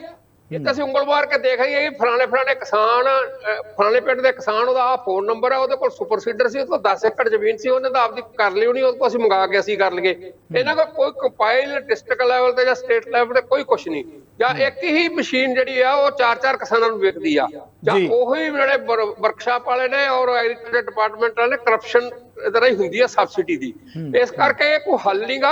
ਔਰ ਉਹ ਜਿਹੜਾ ਸੁਪਰ ਸੀਡਰ ਜੇ ਕੋਈ ਖਰੀਦ ਲੂਗਾ, ਰਿਚ ਪੀਜੈਂਟ, ਕੋਈ ਵੀ ਬੰਦਾ, ਕੋਈ ਇੰਟਰਪ੍ਰੀਨਿਓਰ ਵੀ ਖਰੀਦ ਲੂਗਾ, ਮੈਂ ਤੇ ਇੱਥੋਂ ਤੱਕ ਵੀ ਕਹੂੰਗਾ ਜਿਹੜਾ ਉਦਮੀ ਕਰਤਾ ਹੈ, ਉਹ ਤਾਂ ਫਿਰ ਜਦੋਂ ਛੋਟੇ ਨਾਲ ਗਰੀਬ ਕਿਸਾਨਾਂ ਦੀ ਉਹ ਕਰੇਗਾ ਸੁਪਰ ਸੀਡਰ ਨਾਲ ਜਾ ਕੇ ਸਫਾਈ ਉੱਥੇ ਪੂਰੀ, ਜਿਹੜੀ ਕਿ ਅਜੇ ਪੂਰੀ ਤਰ੍ਹਾਂ ਹੁੰਦੀ ਵੀ ਨਹੀਂ, ਤਾਂ ਉਹ ਤਾਂ 3-4-5,000 ਜਾਂ 7,000 ਰੁਪਏ ਏਕੜ ਦਾ ਲਊਗਾ। ਕਿਸਾਨ ਕਿਵੇਂ ਦੇ ਸਕਦਾ ਹੈ? ਕਿਸਾਨ ਦੀ ਤਾਂ ਮਾਚਸ ਦੀ ਤੀਲੀ ਹੈ ਜਿਹੜੀ 5-10 ਪੈਸੇ ਦੀ, ਉਹ 10-20 ਮਿੰਟ 'ਚ ਖੇਤ ਖਾਲੀ, ਉਹੀ ਤਰੀਕਾ ਨੂੰ ਵਧੀਆ ਲੱਗਦਾ ਤੇ ਉਹ ਤਰੀਕਾ ਅਪਣਾਉਣਾ ਉਹਦੀ ਅਣਸਰ ਦੀ ਲੋੜ ਆ। ਮਜਬੂਰੀ ਆ, ਉਹ ਜਮਾ ਨਹੀਂ ਚਾਹੁੰਦਾ ਕਿ ਪ੍ਰਦੂਸ਼ਣ ਦੇ ਵਿੱਚ ਆਪ ਫੜ ਕੇ ਧੂਆਂ ਲਾਵੇ। ਸਭ ਤੋਂ ਪਹਿਲਾਂ ਉਹਦੇ ਬੱਚਿਆਂ ਦੇ ਬਜ਼ੁਰਗਾਂ ਕੋਲ ਧੂਆਂ ਜਾਵੇ, ਫਿਰ ਪਤਾ ਨਹੀਂ ਦਿੱਲੀ ਜਾਂਦਾ ਹੈ ਕਿ ਨਹੀਂ ਜਾਂਦਾ, ਜਾਂ ਸੁਪਰੀਮ ਕੋਰਟ ਦੀ ਡਾਇਰੈਕਸ਼ਨ ਤੁਸੀਂ ਉਹ ਸਾਰੇ ਡਿਬੇਟ ਜਾਣਦੇ ਜੇ ਕਿ 7% ਧੂਆਂ ਪਰਾਲੀ ਦਾ, ਉਹ ਵੀ 20-22 ਦਿਨ ਦਾ ਹੈ, ਬਾਕੀ ਜਿਹੜਾ 93% ਹੈ ਉਹ ਕਾਹਦਾ ਧੂਆਂ ਹੈ, ਉਹਦੇ ਲਈ ਕੀ ਕਰ ਰਹੀ ਹੈ? ਅਸੀਂ ਮਤਲਬ ਇੱਕ ਬਹੁਤ ਵੱਡੀ ਦਿੱਲੀ ਮੰਗ ਬਣਾਈ ਸੀ ਕਿ ਇਹਨਾਂ ਨੇ ਕਿਹਾ ਸੀ ਵੀ 5 ਕਰੋੜ ਤੱਕ ਦਾ ਜੁਰਮਾਨਾ ਔਰ ਸਜ਼ਾ ਯਾਨੀ ਪ੍ਰਦੂਸ਼ਣ ਦੇ ਮਾਮਲੇ 'ਚ, ਉਹ ਅਸੀਂ ਉਹ ਚ ਕਢਾ ਕੇ ਆਏ ਖੇਤੀ ਸੈਕਟਰ, ਜਿੱਥੇ ਅਸੀਂ 3 ਕਾਲੇ ਕਾਨੂੰਨ ਵਾਪਸ ਕਰਾਏ, ਇਹ ਵੀ ਕਰਾ ਕੇ ਆਏ ਆ। ਪਰ ਅਜੇ ਵੀ ਜਿਹੜਾ ਜੁਰਮਾਨਾ ਹੈ ਸੈਂਕੜੇ ਰੁਪਈਆਂ 'ਚ ਪਰ ਏਕੜ, ਉਹਦੀ ਜਿਹੜੀ ਤਲਵਾਰ ਹੈ ਉਹ ਤੋਂ ਸਿੰਗਾਰਾ ਸਿੰਘ ਮਾਨ ਨੇ ਦੱਸ ਦਿੱਤਾ ਵੀ ਪੰਜਾਬ ਸਰਕਾਰ ਦੇ ਉੱਪਰ ਲਟਕਾਈ ਹੋਈ ਹੈ, ਲਾਗੂ ਕਰ ਰਹੇ ਨੇ। Thank you very much. ਸਾਨੂੰ ਸਮਝ ਨਹੀਂ ਆਉਂਦੀ ਵੀ ਇਹ ਕਿਸਾਨ ਅਤਿਆਸ਼ੀ ਨਹੀਂ, ਇਹ ਤੁਹਾਨੂੰ ਦੱਸਿਆ ਪਿਛਲੇ ਏਜੰਡੇ ਦੇ ਵਿੱਚ, ਪਿਛਲੇ ਇਹਨਾਂ ਦੇ ਕੈਬਨਿਟ ਦੇ ਏਜੰਡੇ 'ਚ ਖੇਤੀ ਖੇਤਰ ਨਾਲ, ਖੇਤ ਮਜ਼ਦੂਰਾਂ ਨਾਲ, ਖੇਤੀ ਨਾਲ, ਕਿਸਾਨਾਂ ਨਾਲ ਸੰਬੰਧਿਤ ਕੋਈ ਮੰਗ ਹੀ ਨਹੀਂ। ਜਿਹੜਾ ਨਰਮੇ ਦੀਆਂ ਜਾ ਕੇ ਉਹਨਾਂ ਨੂੰ ਨਰਮੇ ਨੂੰ ਫੋਲ ਕੇ ਸੁੰਡੀਆਂ ਦੇਖਦਾ ਰਿਹਾ, ਜਿਹੜਾ ਬੰਦਾ ਭਗਵੰਤ ਮਾਨ ਆ, ਉਹਨੇ ਨਰਮੇ ਦਾ ਮੁਆਵਜ਼ਾ ਅਜੇ ਤੱਕ ਨਹੀਂ ਦਿੱਤਾ। ਉਹਨੇ ਜਿਹੜਾ 1 ਲੱਖ ਏਕੜ ਝੋਨਾ ਇਹਨੂੰ ਵਾਇਰਸ ਨਾਲ ਖਰਾਬ ਹੋਇਆ ਉਹਦਾ ਮੁਆਵਜ਼ਾ ਨਹੀਂ ਦਿੱਤਾ। ਪਸ਼ੂ ਇੰਨੇ ਮਰ ਗਏ ਬਿਮਾਰੀ ਨਾਲ, ਉਹਦਾ ਮੁਆਵਜ਼ਾ ਨਹੀਂ ਦਿੱਤਾ। ਪਸ਼ੂ ਬਿਮਾਰ ਹੋ ਗਏ, ਉਹਦਾ ਮੁਆਵਜ਼ਾ ਨਹੀਂ ਦਿੱਤਾ। ਉਹਦਾ ਮੁਆਵਜ਼ਾ ਨਹੀਂ, ਕੋਈ ਚੱਕੀ ਪੱਤਰ ਹੀ ਨਹੀਂ ਕੱਢਿਆ। ਬਿਲਕੁਲ ਜੀ, ਬਿਲਕੁਲ ਤੁਹਾਡਾ ਵਿਊ ਕੋਈ ਕਿਸਾਨ ਦੇ ਇਸ ਸਰਕਾਰ ਨਹੀਂ ਗਈ, ਔਰ ਨਾ ਹੀ ਸਾਨੂੰ ਇਹਦੇ ਪ੍ਰਤੀ ਕੋਈ ਪ੍ਰੇਮ ਆ, ਔਰ ਨਾ ਹੀ ਅਸੀਂ ਕੋਈ ਇਹਦੀ ਹਰ ਕੋਈ ਗੱਲ ਮੰਨਣ ਨੂੰ ਤਿਆਰ ਆ। ਪਰ ਜਿਹੜਾ ਅਸੀਂ ਪ੍ਰਦੂਸ਼ਣ ਜਿਹੜਾ ਅਸੀਂ ਫੈਲਾਉਣਾ ਨਹੀਂ ਚਾਹੁੰਦੇ, ਅਸੀਂ ਵਾਤਾਵਰਨ ਪ੍ਰੇਮੀ ਆ। ਜਿਸ ਢੰਗ ਨਾਲ ਐਤਕੀ ਬਿਜਾਈ ਹੋਈ ਆ, ਕੋਈ ਸਿੱਧੀ ਬਿਜਾਈ ਹੋਈ ਆ, ਕੋਈ ਵੈਰਾਈਟੀਆਂ ਬਹੁਤ ਲੱਗੀਆਂ ਨੇ, ਉਹਦੇ ਕਰਕੇ ਪ੍ਰਦੂਸ਼ਣ ਘੱਟ ਹੋਊਗਾ, ਅੱਗੇ ਘੱਟ ਲੱਗੂਗੀ। ਪਰ ਝੋਨਾ ਲੇਟ ਲਵਾਉਂਦੇ ਨੇ। ਹੁਣ ਮੌਸਮ ਪਰਾਲੀ ਜ਼ਿਆਦਾ ਗਿੱਲੀ ਹੋ ਗਈ, ਹੁਣ ਜਦੋਂ ਅੱਗ ਲਾਵਾਂਗੇ ਅਸੀਂ ਉਹਦਾ ਜਿਹੜਾ ਧੂਆਂ ਗਾੜਾ ਵੀ ਹੋਊਗਾ, ਲੰਮਾ ਸਮਾਂ ਵੀ ਰਹੂਗਾ। ਜੀ ਧੰਨਵਾਦ, ਤੁਹਾਡਾ ਵਿਊ ਬਣਾ ਗਿਆ। ਇੰਦ ਵੀ ਜੀ ਬਹੁਤ ਵੱਡਾ ਸਵਾਲ, ਤੁਸੀਂ ਬੀਇੰਗ ਏ ਜਰਨਲਿਸਟ ਵੀ ਦੇਖਦੇ ਹੋ, ਖੇਤੀ ਮਸ਼ੀਨਰੀ ਦੀ ਗੱਲ ਕਰਦੇ ਆ। ਆਪਾਂ ਜਾਣਦੇ ਹਾਂ ਕਿ ਪਿਛਲੀਆਂ ਸਰਕਾਰਾਂ ਵੇਲੇ ਵੀ ਕਈ ਘਟਾਲੇ ਇੱਦਾਂ ਦੇ ਉੱਭਰ ਕੇ ਸਾਹਮਣੇ ਆਉਂਦੇ ਰਹੇ ਕਿ ਖੇਤੀ ਮਸ਼ੀਨਰੀ ਕਿਸ ਤਰੀਕੇ ਨਾਲ ਘਟਾਲੇ ਹੋਏ ਆ, ਉਹਦੀ ਜਾਂਚ ਤਾਂ ਪਤਾ ਨਹੀਂ ਕਿਸੇ ਸਿਰੇ ਲੱਗੇ ਕਿ ਨਾ ਲੱਗੇ, ਪਰ ਪ੍ਰਾਪੇਗੰਡਾ ਜ਼ਰੂਰ। ਹੁਣ ਜਦੋਂ ਖੇਤੀ ਮਸ਼ੀਨਰੀ ਦੀ ਗੱਲ ਹੁੰਦੀ ਹੈ ਤਾਂ ਉੱਪਲ ਸਾਹਿਬ ਵੀ ਇਸ ਮੁੱਦੇ ਤੇ ਸਵਾਲ ਉਠਾ ਰਹੇ ਆ, ਸ਼ਿੰਗਾਰਾ ਸਿੰਘ ਜੀ ਵੀ ਇਸ ਮੁੱਦੇ ਤੇ ਸਵਾਲ ਉਠਾ ਰਹੇ। ਉਹ ਕਹਿੰਦੇ ਵੀ ਖੇਤੀ ਮਾਡਲ ਕੋਈ ਨਹੀਂ, ਇੱਦਾਂ ਦੀ ਮਸ਼ੀਨਰੀ ਖੇਤਾਂ 'ਚ ਸੁੱਟਣ ਦੇ ਨਾਲ ਆਮ ਕਿਸਾਨ ਨੂੰ ਕਿੰਨਾ ਕੁ ਫਾਇਦਾ ਹੋਏਗਾ। ਨਹੀਂ, ਬਿਲਕੁਲ ਉਹ ਜਿਹੜੀ ਉਹਨਾਂ ਨੇ ਗੱਲ ਕੀਤੀ ਹੈਗੀ ਕਿ ਜਿਹੜੇ ਛੋਟੇ ਕਿਸਾਨ ਨੂੰ ਤੁਸੀਂ ਮਤਲਬ ਵੱਡੇ ਕਿਸਾਨਾਂ ਨੂੰ ਜਾਂ ਕੋਆਪਰੇਟਿਵ ਸੁਸਾਇਟੀਆਂ ਨੂੰ ਜਾਂ ਜਿਹੜੇ ਐਗਰੀਕਲਚਰ ਇੰਪਲੀਮੈਂਟਸ ਦਾ ਕੰਮ ਕਰਦੇ ਹੈ ਉਹਨਾਂ ਨੂੰ ਤੁਸੀਂ ਦੇ ਵੀ ਦੋਗੇ ਸਬਸਿਡੀਆਂ ਤੇ, ਪਰ ਉਹ ਤਾਂ ਅੱਗੇ ਕਿਰਾਏ ਤੇ ਹੀ ਦੇਣਗੇ ਨਾ। ਤਾਂ ਛੋਟੇ ਕਿਸਾਨ ਨੂੰ ਤਾਂ ਫਿਰ ਵੀ ਕਿਰਾਇਆ ਤਾਂ ਪੇ ਕਰਨਾ ਹੀ ਪਏਗਾ ਜੇ ਉਹਨੇ ਉਹ ਖੇਤ ਸਾਫ਼ ਕਰਵਾਉਣੇ ਹੈ। ਤਾਂ ਅਸੀਂ ਪਿੱਛੇ ਜੇ ਹੁਣੀ ਸਾਨੂੰ ਖੁਦ ਨੂੰ ਪਰਾਲੀ ਚਾਹੀਦੀ ਸੀ, ਅਸੀਂ ਆਪਣਾ ਇੱਕ ਅਲੱਗ ਮਾਡਲ ਜਿਹਾ ਤਿਆਰ ਕਰ ਰਹੇ ਹਾਂ ਪਰਾਲੀ ਨੂੰ ਲੈ ਕੇ ਨਾਲ, ਕਿ ਪਰਾਲੀ ਦੇ ਨਾਲ ਵੀ ਕੰਮ ਕੀਤਾ ਜਾ ਸਕਦਾ ਵੱਡੇ ਸਕੇਲ ਤੇ। ਉਹਦੇ ਲਈ ਅਸੀਂ ਟਰਾਈ ਕੀਤਾ ਕਿ ਅਸੀਂ ਲੈ ਲਈਏ ਬੇਲਰ ਇਕੱਠਾ ਕਰਨ ਵਾਸਤੇ, ਕਿਸੇ ਨੂੰ ਕਿਹਾ ਵੀ ਸਾਨੂੰ ਇਕੱਠਾ ਕਰਵਾ ਦੇ, ਉਹਨੇ ਕਿਹਾ ਵੀ 3000 ਰੁਪਏ ਪਰ ਏਕੜ ਲਊਂਗਾ।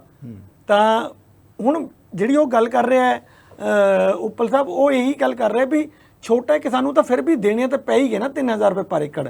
ਇਹੀ ਤਾਂ ਫਾਰਮਰ ਕਹਿ ਰਿਹਾ ਵੀ ਜਿਹੜਾ ਉਹ ਐਕਸਟਰਾ ਖਰਚਾ 3000 ਰੁਪਏ ਪਰ ਏਕੜ ਦਾ ਹੈਗਾ ਜਾਂ 2000 ਰੁਪਏ ਪਰ ਏਕੜ ਦਾ ਹੈਗਾ, ਉਹ ਮੈਂ ਕਿਉਂ ਕਰਾਂ ਜਦੋਂ ਮੈਨੂੰ MSP ਦੇ ਵਿੱਚੋਂ ਮਿਲਿਆ ਹੀ ਨਹੀਂ। ਤਾਂ ਮੇਰਾ ਕੰਮ 10 ਪੈਸੇ ਦੀ ਤੀਲੀ ਨਾਲ ਸਰ ਜਾਂਦਾ, ਮੈਂ ਚਲਾ ਕੇ ਖਤਮ ਕਰੂੰਗਾ। ਸਾਰਾ ਦਿਨ ਮੈਂ ਕਿਉਂ ਖੜਾ ਰਵਾਂ ਉਹਦੇ ਤੇ? ਇਹੀ ਸਵਾਲ ਬਾਰ-ਬਾਰ ਆ ਰਿਹਾ। ਜਿਹੜਾ ਗੈਪਸ ਨੇ ਨਾ, ਜਿਹੜੇ ਮੈਂ ਬਾਰ-ਬਾਰ ਪਹਿਲਾਂ ਵੀ ਤੁਹਾਡੇ ਨਾਲ ਕਈ ਵਾਰ ਡਿਬੇਟਾਂ ਤੇ ਮੈਂ ਪਿਛਲੇ ਸਾਲਾਂ 'ਚ ਵੀ ਇਹ ਕਹਿੰਦਾ ਰਿਹਾ ਵੀ ਇਹੀ ਗੈਪਸ ਨੇ, ਇਹ ਗੈਪ ਫਿਲ ਨਹੀਂ ਹੋ ਰਹੇ। ਜਿਸ ਤਰ੍ਹਾਂ ਦਾ ਮਾਡਲ ਭੁਟਾਲ ਕਲਾਂ ਦੇ ਵਿੱਚ ਲਗਾਇਆ, CBG ਦਾ ਮਾਡਲ ਹੈਗਾ ਜਿਹੜਾ ਜਰਮਨ ਕੰਪਨੀ ਨੇ ਲਗਾਇਆ, ਇਸ ਤਰ੍ਹਾਂ ਦੇ ਮਾਡਲਾਂ ਤੇ ਖਰਚ ਕਰ ਲਿਆ ਸਰਕਾਰ ਪੈਸਾ। ਉਹ ਕਹਿ ਰਹੇ ਨੇ ਵੀ ਸਾਡੇ ਕੋਲੇ ਸਾਨੂੰ ਵੀ ਜਿਹੜਾ ਅਸੀਂ 220 ਕਰੋੜ ਰੁਪਏ ਦਾ ਪ੍ਰੋਜੈਕਟ ਲਗਾਇਆ, ਸਾਨੂੰ ਵੀ 5 ਕਰੋੜ ਰੁਪਏ ਦੀ ਸਬਸਿਡੀ ਮਿਲ ਰਹੀ ਹੈ। ਜਿਹੜੇ 20 ਕਰੋੜ ਰੁਪਏ ਦੇ ਪ੍ਰੋਜੈਕਟ ਨੇ ਉਹਨਾਂ ਨੂੰ ਵੀ 5 ਕਰੋੜ ਦੀ ਮਿਲ ਰਹੀ ਹੈ। ਤਾਂ ਫਿਰ ਅਸੀਂ ਕਿਉਂ ਮੰਗੀਏ ਸਰਕਾਰ ਤੋਂ ਇਹ? ਤਾਂ ਉਹ 1 ਲੱਖ ਟਨ ਪਰਾਲੀ ਨੂੰ ਸੰਭਾਲ ਰਹੇ ਹੈ, ਕਿਸਾਨਾਂ ਕੋਲ ਜਾ ਕੇ ਉਹਦਾ ਖੇਤ ਖਾਲੀ ਕਰ ਦਿੰਦੇ ਆ, ਯਾਨੀ ਫਾਰਮਰ ਦਾ ਉੱਥੇ ਕੋਈ ਖਰਚਾ ਨਹੀਂ ਆਉਂਦਾ। ਤਾਂ ਇਹ ਜਾਂ ਇਸ ਤੇ ਮੈਂ ਜਿਹੜੀ ਤੁਹਾਨੂੰ ਗੱਲ ਕਰ ਰਿਹਾ, ਹਾਲਾਂਕਿ ਉਹ ਟਲ ਗਈ ਗੱਲ, ਕਿ ਮੈਂ ਜਿਹੜਾ ਗੱਲ ਕਰ ਰਿਹਾ ਸੀ ਨਾ ਵੀ ਇੰਪਲੋਈਜ਼ ਨੂੰ ਜਦੋਂ ਤੁਸੀਂ ਪੈਸੇ ਦਿੰਦੇ ਹੋ, ਚਾਹੇ ਉਹਦੀ ਵੇਤਨ ਕਮਿਸ਼ਨ ਜਿਹੜਾ ਹੈਗਾ ਉਹ ਜਿਹੜੀ ਸਿਫਾਰਿਸ਼ਾਂ ਕਰਦਾ ਉਹਦੇ ਤੇ ਜਿਹੜੀ ਵਧਾ ਕੇ ਦਿੰਦੇ ਆ, ਜਾਂ ਫਿਰ ਜਿਹੜਾ ਆਹ DA ਦੇ ਨਾਂ ਤੇ ਹਰ ਵਾਰ ਦੇ ਦਿੰਦੇ ਆਪਾਂ ਉਹਨਾਂ ਨੂੰ, ਇਹ ਪੈਸਾ ਇਹੋ ਜਿਹੀਆਂ ਜਗ੍ਹਾ ਤੇ ਕਿਉਂ ਨਹੀਂ ਲੱਗ ਰਿਹਾ? ਜੇ ਇੱਥੇ ਲੱਗਦਾ ਤਾਂ ਮੈਨੂੰ ਲੱਗਦਾ ਕਿ ਸ਼ਾਇਦ ਇੱਦਾਂ ਦੀਆਂ ਸਮੱਸਿਆਵਾਂ ਅਸੀਂ ਅੱਜ ਨਹੀਂ 5, 7, 10 ਸਾਲਾਂ ਤੱਕ ਇਹ ਹੱਲ ਕਰਨ ਦੇ ਯੋਗ ਹੋ ਜਾਂਦੇ। ਪਰ ਜਦੋਂ ਅਸੀਂ ਉਸ ਪਾਸੇ ਤੁਰ ਹੀ ਨਹੀਂ ਰਹੇ ਤਾਂ ਫਿਰ ਇਹ ਸਮੱਸਿਆ ਇੱਥੇ ਹੀ ਰਹੂਗੀ। ਜੀ, ਇਹਦੇ ਵਿੱਚ ਇੱਕ ਅਹਿਮ ਸਵਾਲ ਜਿਹੜਾ ਮੈਂ ਜਿੱਦਾਂ ਤੁਸੀਂ ਗੱਲ ਕਰਨ ਜ਼ਰੂਰ ਲੈਣਾ ਚਾਹਾਂਗਾ। ਆਪਣੇ ਜਾਣੇ ਪਛਾਣੇ ਖੇਤੀ ਮਾਹਰ ਨੇ ਦਵਿੰਦਰ ਸ਼ਰਮਾ, ਅਕਸਰ ਉਹ ਇਹ ਗੱਲ ਕਹਿੰਦੇ ਆ ਕਿ ਜਦੋਂ ਆਪਾਂ ਗੱਲ ਕਰਦੇ ਹਾਂ EMPLOYE ਦੀ ਜਾਂ ਹੋਰ, ਉਹ ਕਹਿੰਦੇ ਜਦੋਂ ਆਪਾਂ ਗੱਲ ਕਰਦੇ ਹਾਂ ਫਿਰ ਕਿਸਾਨ ਦੀ, ਤਾਂ ਘੱਟੋ ਘੱਟ ਤਨਖਾਹ ਤਾਂ ਤੈਅ ਕੀਤੀ ਜਾਵੇ ਨਾ। ਜੇ ਮੁਲਾਜ਼ਮ ਦੀ ਘੱਟੋ ਘੱਟ ਤਨਖਾਹ ਤੈਅ ਹੋ ਸਕਦੀ ਹੈ, ਜਾਣੀ ਘੱਟੋ ਘੱਟ ਉਹਦੀ ਆਮਦਨ ਦੀ ਗਰੰਟੀ ਦਿੱਤੀ ਜਾਵੇ, ਇੰਨੀ ਆਮਦਨ ਤਾਂ ਹੋਏਗੀ। ਪ੍ਰਾਪੇਗੰਡਾ ਅਸੀਂ ਕਰਦੇ ਹਾਂ, ਇਹ ਕਿਸਾਨ ਲਈ ਕੋਈ ਗਰੰਟੀ ਨਹੀਂ ਹੈ ਕਿ ਘੱਟੋ ਘੱਟ ਇੰਨੇ ਤਾਂ ਤੂੰ ਕਮਾਏਗਾ। ਬਿਲਕੁਲ ਇਹ ਬਹੁਤ ਵੱਡਾ ਸਵਾਲ ਦਵਿੰਦਰ ਸ਼ਰਮਾ ਜੀ ਹੋਰਾਂ ਨੇ ਉਠਾਇਆ ਹੋਇਆ ਔਰ ਕਈ ਸਾਲਾਂ ਤੋਂ ਉਠਾ ਰਹੇ। ਪਰ ਚੰਗੀ ਗੱਲ ਸਿਰਫ ਉਹਦੇ ਵਿੱਚ ਇਹ ਹੈ ਕਿ ਹੁਣ ਇਹ ਡਿਬੇਟ ਦੇ ਵਿੱਚ ਆਉਣ ਲੱਗ ਗਿਆ। ਪਹਿਲਾਂ ਤਾਂ ਘੱਟੋ ਘੱਟ ਡਿਬੇਟ ਦਾ ਪਾਰਟ ਹੀ ਨਹੀਂ ਕਦੀ ਬਣਿਆ। ਹੁਣ ਐਟਲੀਸਟ ਚਾਹੇ ਸਾਡੇ ਇਕਨੋਮਿਸਟ ਹੋਣ, ਚਾਹੇ ਸਾਡੇ ਕਿਸਾਨ ਆਗੂ ਹੋਣ, ਜਾਂ ਸਾਡੇ ਵਰਗੇ ਪੱਤਰਕਾਰ ਵੀ ਹੋਣ, ਤਾਂ ਐਟਲੀਸਟ ਉਹ ਇਹ ਗੱਲ ਕਰਨ ਲੱਗ ਗਿਆ ਵੀ ਹਾਂ, ਫਾਰਮਰ ਦੀ ਇੱਕ ਮਿਨੀਮਮ ਇਨਕਮ ਤਾਂ ਹੋਣੀ ਹੀ ਚਾਹੀਦੀ ਹੈ ਨਾ। ਜਦੋਂ ਅਸੀਂ ਤੈਅ ਕਰਦੇ ਹਾਂ ਵੀ ਜੋ ਸੋਸ਼ਲ ਸਿਕਿਉਰਿਟੀ ਦੇ ਐਂਗਲ ਤੋਂ ਗੱਲ ਕਰਦੇ ਹਾਂ, ਉਦੋਂ ਤੁਸੀਂ ਈਵਨ ਹੁਣ ਤੁਸੀਂ ਦੇਖੋ ਜਿਹੜੇ ਕੋਈ ਵੀ ਲੋਕ ਆ, ਅਸੀਂ ਉਹਨਾਂ ਨੂੰ 1500 ਰੁਪਏ ਕਹਿੰਦੇ ਆ ਨਾ ਵੀ ਪੈਨਸ਼ਨ ਮਿਲੇਗੀ, ਬੁਢਾਪਾ ਪੈਨਸ਼ਨ ਜਾਂ ਫਲਾਣਾ, ਉਹ ਇੱਕ ਮਿਨੀਮਮ ਸਿਕਿਉਰਿਟੀ ਹੈ। ਇਸ ਤਰ੍ਹਾਂ ਦੀ ਕੋਈ ਸਿਕਿਉਰਿਟੀ ਫਾਰਮਿੰਗ ਸੈਕਟਰ ਦੇ ਵਿੱਚ ਵੀ ਹੋਣੀ ਚਾਹੀਦੀ ਹੈ। ਜਿਹੜੇ ਸਾਰੀ ਉਮਰ ਲਗਾਉਂਦੇ ਹੈ ਫਾਰਮਿੰਗ ਦੇ ਵਿੱਚ, ਅਲਟੀਮੇਟਲੀ ਐਂਡ ਆਫ ਦਾ ਡੇ ਉਹਨਾਂ ਕੋਲੇ ਕੁਝ ਨਹੀਂ ਰਹਿੰਦਾ, ਉਹ ਕਿੱਥੇ ਜਾਣ। ਫਿਰ ਇਹ ਜ਼ਰੂਰੀ ਹੈ ਕਿ ਉਹਨਾਂ ਦੀ ਇੱਕ ਮਿਨੀਮਮ ਪੇ ਜਿਹੜੀ ਹੈ ਉਹ ਤੈਅ ਹੋਣੀ ਚਾਹੀਦੀ। ਜੀ ਜੀ ਨੰਦੀ ਜੀ, ਤੋਂ ਆਪਾਂ ਕਿਸਾਨਾਂ ਦੀ ਮਿਨੀਮਮ ਜਿਹੜੀ ਹੈਗੀ ਆਮਦਨ ਦੀ ਗੱਲ ਕਰਦੇ ਹਾਂ, ਦੇਖੋ ਪੋਲੀਟੀਕਲ ਪਾਰਟੀਆਂ ਜੋ ਸਿਸਟਮ ਬਣਦਾ ਹੈ, ਚਲੋ ਸਾਡਾ ਇੱਦਾਂ ਮੁੱਦਾ ਨਹੀਂ ਹੈ, ਜਦੋਂ ਇਲੈਕਸ਼ਨਸ ਆਉਂਦੀਆਂ ਤਾਂ ਕਈ ਜਥੇਬੰਦੀ ਨੇ ਪਾਰਟੀਸਪੇਟ ਕੀਤਾ, ਕਈਆਂ ਨੇ ਨਹੀਂ ਕੀਤਾ, ਇੱਕ ਵੱਖਰਾ ਇਸ਼ੂ ਹੈਗਾ, ਪਰ ਵੋਟ ਤਾਂ ਕਰਦੇ ਹੀ ਆ ਨਾ ਕਿਸਾਨ। ਪਹਿਲਾਂ ਆਪਾਂ ਅਮਰਿੰਦਰ ਦੀ ਗੱਲ ਕਰ ਲਈ, ਉਸ ਤੋਂ ਪਹਿਲਾਂ ਵੀ ਅਕਾਲੀ ਦਲ ਦੀ ਗੱਲ ਕਰ ਲਈ, ਤੇ ਹੁਣ ਆਪ ਵਾਲੇ ਜਿਸ ਤਰੀਕੇ ਦੇ ਨਾਲ ਵਾਅਦੇ ਕਰਦੇ ਆ ਕਿਸਾਨਾਂ ਦੇ ਨਾਲ ਕਿ ਅਸੀਂ ਤੁਹਾਡੀ ਆਮਦਨ ਦੁੱਗਣੀ ਕਰਾਂਗੇ, ਤੁਹਾਡੀ ਜਿਹੜੀ MSP ਘੱਟੋ ਘੱਟ ਉਹਦੀ ਵਾਧਾ ਕਰਾਂਗੇ ਉਹਦੇ 'ਚ, ਪਰ ਜੋ ਸਥਿਤੀ ਹੈ ਇਸ ਵੇਲੇ ਜਿੱਦਾਂ ਦੇ ਆਪਣੇ ਮਹਿਮਾਨਾਂ ਦੀ ਵੀ ਰਾਏ ਬਣੀ ਹੋਈ ਹੈ, ਇਹ ਲੱਗਦਾ ਕਿ ਪੋਲੀਟੀਕਲ ਧਿਰਾਂ ਉਹਨਾਂ 'ਚ ਕੋਈ ਵਖਰੇਵਾਂ ਹੀ ਨਹੀਂ, ਉਹ ਸਿਰਫ ਕਿਸਾਨਾਂ ਨੂੰ ਆਪਣੇ ਪੋਲੀਟੀਕਲ ਮੰਤਵ ਲਈ ਇਸਤੇਮਾਲ ਕਰਦੀਆਂ ਜਾਂ ਨਾਅਰੇ ਦਿੰਦੀਆਂ। ਜਗਤਾਰ ਜੀ, ਮੈਂ ਥੋੜ੍ਹਾ ਜਿਹਾ ਇਸ 'ਤੇ ਡਿਫਰ ਕਰਦਾ ਹਾਂ। ਜੇ ਆਪਾਂ ਕਿਸਾਨ ਦੀ ਗੱਲ ਕਰੀਏ, ਖੇਤ ਮਜ਼ਦੂਰ ਦੀ ਗੱਲ ਕਰੀਏ, ਤੇ ਪੂਰਾ ਥਰੂ ਆਊਟ ਦੀ ਕੰਟਰੀ ਉਹਨਾਂ ਦੀ ਜਿਹੜੀ ਮਤਲਬ ਹਾਲਤ ਹੈ, ਉਹਨਾਂ ਦਾ ਜਿਹੜਾ ਸਟੇਟਸ ਹੈ ਬੜਾ ਦਰਦਨਾਕ ਹੈ। ਤੇ ਇਹ ਮੰਨਣਾ ਕਿ ਵੀ ਉਹ ਸਿਰਫ ਉਹਨਾਂ ਨੂੰ ਵੋਟ ਬੈਂਕ ਲਈ ਯੂਜ਼ ਕਰਦੇ, ਮੈਂ ਤਾਂ ਕਹਿੰਦਾ ਉਹਨਾਂ ਨੂੰ ਉਹ ਵੋਟ ਬੈਂਕ ਵੀ ਨਹੀਂ ਗਿਣਦੇ ਆਪਣਾ। ਉਹ ਕਹਿੰਦੇ ਆ ਕਿ ਇਹਨਾਂ ਦੀ ਵੋਟ ਦੀ ਤਾਂ ਸਾਨੂੰ ਲੋੜ ਹੀ ਨਹੀਂ, ਇਹਨਾਂ ਨੇ ਆਪੇ ਪਾ ਦੇਣੀ ਹੈ। ਉਹਨਾਂ ਨੂੰ ਮਜਬੂਰ ਉਹਨਾਂ ਨੇ ਇੰਨਾ ਕਰ ਦਿੱਤਾ ਕਿ ਉਹ ਆਪਣਾ ਸਿਰ ਚੱਕ ਕੇ ਸਮਾਜ ਦੇ ਵਿੱਚ ਜੀਣ ਦੇ ਕਾਬਲ ਨਹੀਂ ਰਹੇ ਹੈ। ਤੇ ਇਹ ਜਿਹੜੀ ਦਰਦਨਾਕ ਇੱਕ ਸਥਿਤੀ ਬਣੀ ਹੋਈ ਹੈ। ਗਵਰਨਮੈਂਟ ਦਾ ਜਿਹੜਾ ਪੂਰਾ ਜਿਹੜਾ ਫੋਕਸ ਹੈ, ਦਿੱਲੀ ਸਰਕਾਰ ਦੇ ਵਿੱਚ ਮੈਜੋਰਟੀ ਜਿਹੜਾ ਮਤਲਬ ਉੱਥੇ ਜਿਹੜਾ ਗਲਵਾ ਹੈਗਾ ਉਹ ਕਾਰਪੋਰੇਟ ਦਾ ਗਲਵਾ, ਤੇ ਵੱਡੀਆਂ ਸਬਸਿਡੀਆਂ ਹਜ਼ਾਰ ਕਰੋੜ ਦੀਆਂ 2-2000 ਕਰੋੜ ਦੀਆਂ ਸਬਸਿਡੀਜ਼ ਜਿਹੜੀਆਂ ਹੈਗੀਆਂ ਉਹ ਕਾਰਪੋਰੇਟ ਨੂੰ ਦਿੱਤੀਆਂ ਜਾਂਦੀਆਂ, ਤੇ ਉਹਨਾਂ ਦੇ ਲੋਨ ਜਿਵੇਂ ਮਾਫ ਕੀਤੇ ਜਾਂਦੇ ਆ, ਜਿਹੜੇ ਅਨਪੇਡ ਹੈ NPA ਉਹਨਾਂ ਨੂੰ ਵੇਵ ਆਫ ਕੀਤਾ ਜਾਂਦਾ। ਉਹ ਜਿਹੜਾ ਇੱਕ ਪਲੰਡਰ ਹੋ ਰਿਹਾ ਪੂਰੀ ਕੰਟਰੀ ਦਾ, ਉਹਦੇ ਵੱਲ ਉਸ ਨੂੰ ਰੋਕਣ ਦੀ ਲੋੜ ਹੈਗੀ ਹੈ, ਤੇ ਉਹਦੇ ਲਈ ਇੱਕ ਰੈਵੋਲੂਸ਼ਨ ਖੜਾ ਕਰਨਾ ਪਏਗਾ ਆਮ ਪਬਲਿਕ ਨੂੰ ਕਿ ਇਹ ਪਲੰਡਰ ਜਿਹੜਾ ਹੈਗਾ ਪਬਲਿਕ ਵੈਲਫੇਅਰ ਦਾ ਜਿਹੜਾ ਫੰਡ ਹੈ, ਪਬਲਿਕ ਦੀ ਮਤਲਬ ਇੱਕ ਕਿਸਮ ਦਾ ਜਿਹੜਾ ਖਜ਼ਾਨਾ ਹੈਗਾ ਸਰਕਾਰ ਦਾ, ਉਹ ਸਰਕਾਰ ਦਾ ਖਜ਼ਾਨਾ ਨਹੀਂ ਹੈ। ਉਹ 10 ਬੰਦਿਆਂ ਨੇ ਉਹਦੇ ਤੇ ਸਾਈਨ ਕਰਤੇ ਕਿ ਅਸੀਂ ਫਲਾਣੇ ਰਿਲਾਇੰਸ ਨੂੰ ਇੰਨਾ 1000 ਕਰੋੜ ਮਾਫ ਕਰਤਾ, ਅੰਬਾਨੀ ਨੂੰ ਇੰਨਾ ਦੇਤਾ, ਅਡਾਨੀ ਨੂੰ ਇੰਨਾ ਦੇਤਾ, ਹੋਰ ਜਿਹੜੇ ਸੈਂਕੜੇ ਕਿੰਨੇ ਭੱਜ ਗਏ ਆਪਣਾ ਜਿਹੜੇ ਵੱਡੇ ਬਿਜ਼ਨਸਮੈਨ ਹੈਗੇ ਲੱਖਾਂ ਕਰੋੜਾਂ ਰੁਪਇਆ ਲੈ ਕੇ ਹਿੰਦੁਸਤਾਨ ਤੋਂ ਭੱਜ ਗਏ ਆ। ਉਹ ਜਿਹੜੀ ਇੱਕ ਲੁੱਟ ਹੋ ਰਹੀ ਹੈ, ਉਹ ਲੁੱਟ ਜਿਹੜੀ ਆ ਇੱਕ ਗਰੀਬ ਲੋਕ ਦੇ ਉੱਪਰ, ਜਿਹਦੇ ਤੇ 1 ਲੱਖ ਤੋਂ ਵੀ ਮੰਨ ਲਓ ਘੱਟ ਦਾ ਕਰਜ਼ਾ ਹੈਗਾ, ਉਹ 1 ਲੱਖ ਉਹਦਾ ਮਾਫ ਕਿਉਂ ਨਹੀਂ ਕੀਤਾ ਜਾ ਸਕਦਾ? ਉਹਦੇ ਵਿੱਚ 80% ਲੋਕ ਕਵਰ ਹੋ ਜਾਣਗੇ। ਸੋ ਇਹ ਜਿਹੜੀ ਇੱਕ ਮਤਲਬ ਚੇਂਜ ਆਫ ਜਿਹੜਾ ਟਰੈਕ ਹੈ ਉਹ ਲਿਆਉਣ ਦੀ ਲੋੜ ਹੈਗੀ ਹੈ, ਤੇ ਇਹਦੇ ਲਈ ਸਾਰੇ ਹਿੰਦੁਸਤਾਨ ਦਾ ਜਿਹੜਾ ਮਜ਼ਦੂਰ ਵਰਗ ਹੈ, ਕਿਸਾਨ ਵਰਗ ਹੈ, ਉਹਨੂੰ ਇੱਕ ਰੈਵੋਲੂਸ਼ਨ ਕਰਨ ਦੀ ਲੋੜ ਹੈ। ਇੱਕ ਅੱਧੀ ਸਟੇਟ ਦੇ ਬਸ ਦਾ ਕੰਮ ਨਹੀਂ ਹੈ, ਵੱਡੇ ਪੱਧਰ ਦੇ ਉੱਪਰ ਇਹਨਾਂ ਨੂੰ ਕੌਮੀ ਪੱਧਰ ਦਾ ਮਸਲਾ ਜਿਹੜਾ ਹੈਗਾ। ਜੀ ਅਮਰਿੰਦਰ ਜੀ, ਇੱਕ ਸਵਾਲ ਮੈਂ ਤੁਸੀਂ ਕਿਉਂਕਿ SGPC ਦੇ ਮੈਂਬਰ ਵੀ ਰਹੇ ਹੋ, ਹੁਣ ਵੀ ਤੁਹਾਡਾ ਧਾਰਮਿਕ ਖੇਤਰ 'ਚ ਬੜਾ ਆਪਣਾ ਇੱਕ ਨਾਂ ਹੈਗਾ, ਜਦੋਂ ਪ੍ਰਦੂਸ਼ਣ ਦੀ ਗੱਲ ਕਰਦੇ ਆ, ਮੈਂ ਉਹਦੇ ਨਾਲ ਗੱਲ ਜੋੜ ਕੇ ਜਿਹੜੀ ਕਰਨੀ ਚਾਹੁੰਦਾ ਕਿ ਵਾਤਾਵਰਨ ਦੀ ਸ਼ੁੱਧਤਾ ਨੂੰ ਲੈ ਕੇ ਸਾਡੇ ਗੁਰੂ ਸਾਹਿਬਾਨ ਨੇ, ਗੁਰਬਾਣੀ 'ਚ ਵੀ ਬੜਾ ਇਸ ਦਾ ਜ਼ਿਕਰ ਹੁੰਦਾ ਹੈ। ਜਦੋਂ ਸਰਕਾਰਾਂ ਬਣਦੀਆਂ ਉਹ ਪ੍ਰਦੂਸ਼ਣ ਦੇ ਮੁੱਦੇ ਤੇ ਬੜੀਆਂ ਪ੍ਰਚਾਰ ਵੀ ਕਰਦੀਆਂ, ਕਮਿਸ਼ਨ ਬਣਦੇ ਆ, ਪੋਸਟਾਂ ਤੈਅ ਹੁੰਦੀਆਂ, ਵਿਭਾਗ ਬਣਦੇ ਆ, ਵਿੰਗ ਬਣਦੇ ਆ, ਪਰ ਪ੍ਰੈਕਟੀਕਲ ਤੌਰ ਤੇ ਜਦੋਂ ਗੱਲ ਆਉਂਦੀ ਤੇ ਫਿਰ ਸਾਰੀ ਜਿਹੜੀ ਗੱਲ ਕਿਸਾਨ ਤੇ ਆ ਕੇ ਪ੍ਰਦੂਸ਼ਣ ਦੀ ਸੁੱਟ ਦਿੱਤੀ ਜਾਂਦੀ ਹੈ। ਹੁਣ ਜਿੱਥੋਂ ਤੱਕ ਸਵਾਲ ਆਪਾਂ ਆਪ ਦੀ ਗੱਲ ਕਰਦੇ ਹਾਂ, ਦਿੱਲੀ 'ਚ ਇਹਨਾਂ ਦੀ ਸਰਕਾਰ, ਪੰਜਾਬ 'ਚ ਪਹਿਲਾਂ ਤਾਂ ਮਿਹਣੋ ਮਿਹਣੀ ਹੁੰਦੇ ਸੀ ਕਿ ਦਿੱਲੀ ਵਾਲੇ ਹੋਰ ਗੱਲ ਕਰਦੇ ਸੀ, ਪੰਜਾਬ ਵਾਲੇ ਹੁਣ ਤਾਂ ਦੋਨੇ ਇੱਕੋ ਸਰਕਾਰਾਂ ਹੈਗੀਆਂ। ਇਹਦੇ ਬਾਵਜੂਦ ਵੀ ਟਾਰਗੇਟ ਫਿਰ ਵੀ ਕਿਸਾਨ ਨੂੰ ਕੀਤਾ ਜਾ ਰਿਹਾ। ਬਿਲਕੁਲ ਤੁਹਾਡੀ ਗੱਲ ਦਰੁਸਤ ਹੈ। ਜਿਵੇਂ ਆਪਣਾ ਉੱਪਲ ਸਾਹਿਬ ਨੇ ਗੱਲ ਕੀਤੀ ਹੈ ਕਿ ਵੀ ਜਿਹੜਾ ਫਾਰਮ ਪ੍ਰੋਡਿਊਸ ਹੈ, ਜਿਹੜਾ ਐਗਰੀਕਲਚਰ ਪ੍ਰੋਡਿਊਸ ਦਾ ਜਿਹੜਾ ਪੋਲੂਸ਼ਨ ਹੈ, ਉਹ ਕੁਝ ਪਰਸੈਂਟ 7-8% ਹੀ ਉਹ ਹੈਗਾ, ਬਾਕੀ 93% ਪੋਲੂਸ਼ਨ ਜਿਹੜਾ ਹੈਗਾ ਉਹ ਡਿਫਰੈਂਟ ਸੋਰਸਿਸ ਤੋਂ ਹੈਗਾ। ਲੇਕਿਨ ਕਦੀ ਉਹਦੇ ਉੱਪਰ ਡਿਬੇਟ ਨਹੀਂ ਹੋਈ, ਕਦੀ ਉਹ ਜਿਹੜੇ ਪੋਲਿਊਟ ਕਰਨ ਵਾਲੀਆਂ ਜਿਹੜੀਆਂ ਸੋਰਸਿਸ ਹੈਗੇ ਉਹਨਾਂ ਨੂੰ ਕਦੀ ਸਨੱਬ ਨਹੀਂ ਕੀਤਾ ਗਿਆ। ਇੱਕ 7% ਦਾ ਜਿਹੜਾ ਪੋਲੂਸ਼ਨ ਹੈ ਉਹ ਵੀ ਪੀਰੀਓਡਿਕਲ ਹੈ, ਜੇ ਮੰਨ ਵੀ ਲਿਆ ਜਾਵੇ ਕਿ ਉਹ 10 ਦਿਨ ਲਈ ਹੁੰਦਾ, 15 ਦਿਨ ਲਈ ਹੁੰਦਾ, ਉਸ ਬੰਦੇ ਨੂੰ ਮਤਲਬ ਮਜਬੂਰ ਕੀਤਾ ਜਾ ਰਿਹਾ ਕਿ ਨੂੰ ਅਸੀਂ ਜੀਣ ਨਹੀਂ ਦਾਂਗੇ। ਇਹ ਜਿਹੜੀ ਇੱਕ ਪ੍ਰਵਿਰਤੀ ਹੈ ਬਿਲਕੁਲ ਮਤਲਬ ਇਸ ਤੇ ਨਾਕਾਬਲੇ ਬਰਦਾਸ਼ਤ ਹੈ। ਜੇ ਆਪਾਂ ਮਾਨਵੀ ਹੈ, ਬਿਲਕੁਲ ਗੈਰ ਮਤਲਬ ਮਾਨਵੀ ਹੈਗਾ, ਤੇ ਬਹੁਤ ਵੱਡਾ ਇਹ ਉਲੰਘਣ ਹੈ ਉਸ ਗਰੀਬ ਕਿਸਾਨ ਦਾ ਤੇ ਇੱਕ ਗਰੀਬ ਮਜ਼ਦੂਰ ਦਾ ਕਿ ਉਸ ਨੂੰ ਮਤਲਬ ਮਜਬੂਰ ਕੀਤਾ ਜਾ ਰਿਹਾ ਹੈ। ਜੇ ਪੋਲੂਸ਼ਨ ਦੇ ਸੋਰਸਿਸ ਦੇਖੀਏ, ਵਾਟਰ ਪੋਲੂਸ਼ਨ ਕਿੰਨਾ, ਨੋਇਜ਼ ਪੋਲੂਸ਼ਨ ਕਿੰਨਾ, ਗੱਡੀਆਂ ਦੇ ਵਿੱਚੋਂ ਕਿੰਨਾ ਪੋਲੂਸ਼ਨ ਆ ਰਿਹਾ, ਸਰਕਾਰੀ ਬੱਸਾਂ ਦਾ ਤੁਸੀਂ ਆਖਰ ਕਿਸਾਨ ਹੀ ਕਿਉਂ ਦੋਸ਼ੀ ਹੈ? ਆਖਰ ਕਿਸਾਨ ਹੀ ਕਿਉਂ ਦੋਸ਼ੀ? ਗਵਰਨਮੈਂਟ ਦੀਆਂ ਬੱਸਾਂ ਕਿੰਨਾ ਪੋਲੂਸ਼ਨ ਕਰ ਰਹੀਆਂ, ਉਹਦੇ ਵੱਲ ਕੋਈ ਧਿਆਨ ਕਿਉਂ ਨਹੀਂ ਦੇ ਰਿਹਾ? ਟਾਇਰ ਦਾ ਪੋਲੂਸ਼ਨ ਹੈ, ਟਾਇਰ ਵੇਸਟ ਟਾਇਰ ਕਿੱਥੇ ਜਾ ਰਹੇ ਹੈ? ਕਦੀ ਉਸ ਇੰਡਸਟਰੀ ਨੂੰ ਨਹੀਂ ਪੁੱਛਿਆ ਵੀ ਤੇਰੇ ਵੇਸਟ ਟਾਇਰ ਕਿੱਥੇ ਜਾ ਰਿਹਾ? ਮਿਹਰਬਾਨੀ ਅਮਰਿੰਦਰ ਜੀ, ਤੁਹਾਡਾ ਵਿਊ ਪੁਆਇੰਟ ਆ ਗਿਆ, thank you very much. Shingara Singh ji, ਇਸ ਮਾਮਲੇ ਤੇ ਆਪਾਂ ਗੱਲ ਕਰ ਰਹੇ ਹਾਂ। ਦੇਖੋ ਇੱਕ ਵੱਡਾ ਸਵਾਲ ਇਹ ਵੀ ਹੈ, ਜਿੱਦਾਂ ਆਪਾਂ ਗੱਲ ਕੀਤੀ ਹੈ ਦੀਵਾਲੀ ਦੀ, ਕਿ ਦੀਵਾਲੀ ਦੇ ਮੌਕੇ ਤੇ ਵੀ ਕਿਸਾਨਾਂ ਨੂੰ ਲੜਾਈਆਂ ਲੜਨੀਆਂ ਪੈ ਰਹੀਆਂ, ਅਸੀਂ ਕਿਉਂ ਨਹੀਂ ਆਪਣੇ ਪਰਿਵਾਰਾਂ ਨਾਲ ਬੈਠ ਕੇ ਖੁਸ਼ੀਆਂ ਸਾਂਝੀਆਂ ਕਰ ਸਕਦੇ? ਚਲੋ ਹੁਣ ਦੀਵਾਲੀ ਵੀ ਨਿਕਲ ਜੇਗੀ, ਜਿੱਦਾਂ ਦੀਆਂ ਪ੍ਰਸਥਿਤੀਆਂ ਬਣੀਆਂ ਵੀ ਆ ਕਿ ਆਉਣ ਵਾਲੇ ਦਿਨਾਂ 'ਚ ਲੱਗਦਾ ਕਿ ਕਿਸਾਨੀ ਨੂੰ, ਸ਼ਿੰਗਾਰਾ ਸਿੰਘ ਜੀ, ਫਿਰ ਕੋਈ ਵੱਡੇ ਅੰਦੋਲਨ ਕਰਨੇ ਪੈ ਸਕਦੇ ਆ ਜੇ ਸਰਕਾਰਾਂ ਕਿਸੇ ਗੱਲ ਤੇ ਸਹਿਮਤ ਨਹੀਂ ਹੁੰਦੀਆਂ। ਜੀ ਸ਼ਿੰਗਾਰਾ ਸਿੰਘ ਜੀ। हाँ जी वो पंजाबी दी कहावत है जी, पंजाब दे जम्मे तो नित महम ਜੀ ਅਸੀਂ ਤਾਂ ਲਗਾਤਾਰ ਮੁਹਿੰਮ ਤੇ ਹਰ ਵੇਲੇ। ਜੇ ਸਾਡੇ ਗੁਰੂਆਂ ਦੇ ਇਤਿਹਾਸ ਦੇ ਵਿੱਚ ਆ ਜੀ ਸਿੰਘ ਘੋੜਿਆਂ ਦੀਆਂ ਕਾਠੀਆਂ ਤੇ ਸੌਂਦੇ ਸੀ, ਅੱਜ ਅਸੀਂ ਘੋੜਿਆਂ ਦੀ ਥਾਂ ਪਜਾਮਾ ਗੱਡੀਆਂ ਆ। ਹੁਣ ਵੀ ਜੇ ਆਪਣੀ ਗੱਲਬਾਤ ਚੱਲਦੀ ਹੈ ਤੁਰੇ ਜਾਂਦੇ ਆ ਸਿੱਖਾਂ ਤੇ ਹੀ ਹੈ, ਸਫ਼ਰ ਦੇ ਵਿੱਚ ਹੀ ਹੋ ਰਿਹਾ ਹੈ। ਇਸ ਕਰਕੇ ਸਭ ਮਹਿਮਾ ਹੀ ਪੱਲੇ ਆ ਜੀ। ਤੇ ਇਹਦੇ ਬਿਨਾਂ ਸਾਡੇ ਤਾਂ ਇਹੀ ਹੈਗਾ ਵੀ ਇਹੀ ਲੜਾ ਰਹਾ ਹੈ, ਸੰਘਰਸ਼ਾਂ ਬਿਨਾਂ ਹੋਰ ਕੋਈ ਚਾਰਾ ਨਹੀਂ ਰਿਹਾ। ਅਸੀਂ ਤਾਂ ਇਹੀ ਲੋਕਾਂ ਨੂੰ ਵੀ ਸੱਦਾ ਦੇਵਾਂਗੇ, ਇਹੀ ਜਾਣਕਾਰੀ ਵੀ ਸੰਘਰਸ਼ ਹੀ ਆ ਸਾਡੇ ਪੱਲੇ। ਆਉਂਦੇ ਦਿਨਾਂ ਸੰਘਰਸ਼ ਹੋਰ ਤੇਜ਼ ਹੋਣਗੇ, ਸੰਘਰਸ਼ਾਂ ਨੇ ਜੋ ਕੁਛ ਪੱਲੇ ਪੈਣਾ ਹੈ। ਜੀ ਥੈਂਕ ਯੂ ਵੈਰੀ ਮਚ, ਤੁਹਾਡੀ ਗੱਲ ਆ ਗਈ, ਮਿਹਰਬਾਨੀ। ਆਪਾਂ ਉਪਲ ਜੀ ਇਸੇ ਮਾਮਲੇ ਤੇ ਮੈਂ ਤੁਹਾਡੇ ਕੋਲੋਂ ਵੀ ਸਵਾਲ ਲੈਣਾ ਚਾਹਾਂਗਾ।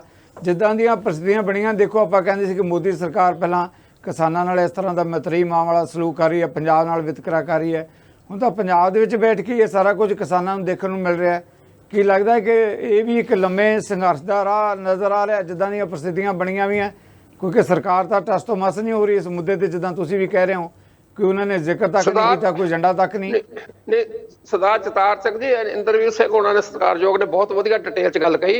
ਇਹ ਪ੍ਰਸਥਿਤੀਆਂ ਬਣੀਆਂ ਨਹੀਂ, ਦਿਨ ਬ ਦਿਨ ਹੋਰ ਗੰਭੀਰ ਤੇ ਕੰਪਲਿਕੇਟਡ ਬਣਦੀਆਂ ਜਾ ਰਹੀਆਂ ਨੇ। ਦੇਖੋ ਇਹ ਖਬਰ ਮੀਡੀਆ ਨੇ ਚੱਕੀ ਨਹੀਂ ਕਿ ਜਿੰਨੀਆਂ ਗਵਰਨਮੈਂਟ ਦੀਆਂ ਫਰਟੀਲਾਈਜ਼ਰ ਦੀਆਂ ਖਾਦਾਂ ਦੀਆਂ ਫੈਕਟਰੀਆਂ ਸਨ, ਸਾਰਿਆਂ 'ਚ ਨਿੱਜੀਕਰਨ ਕਰਤਾ।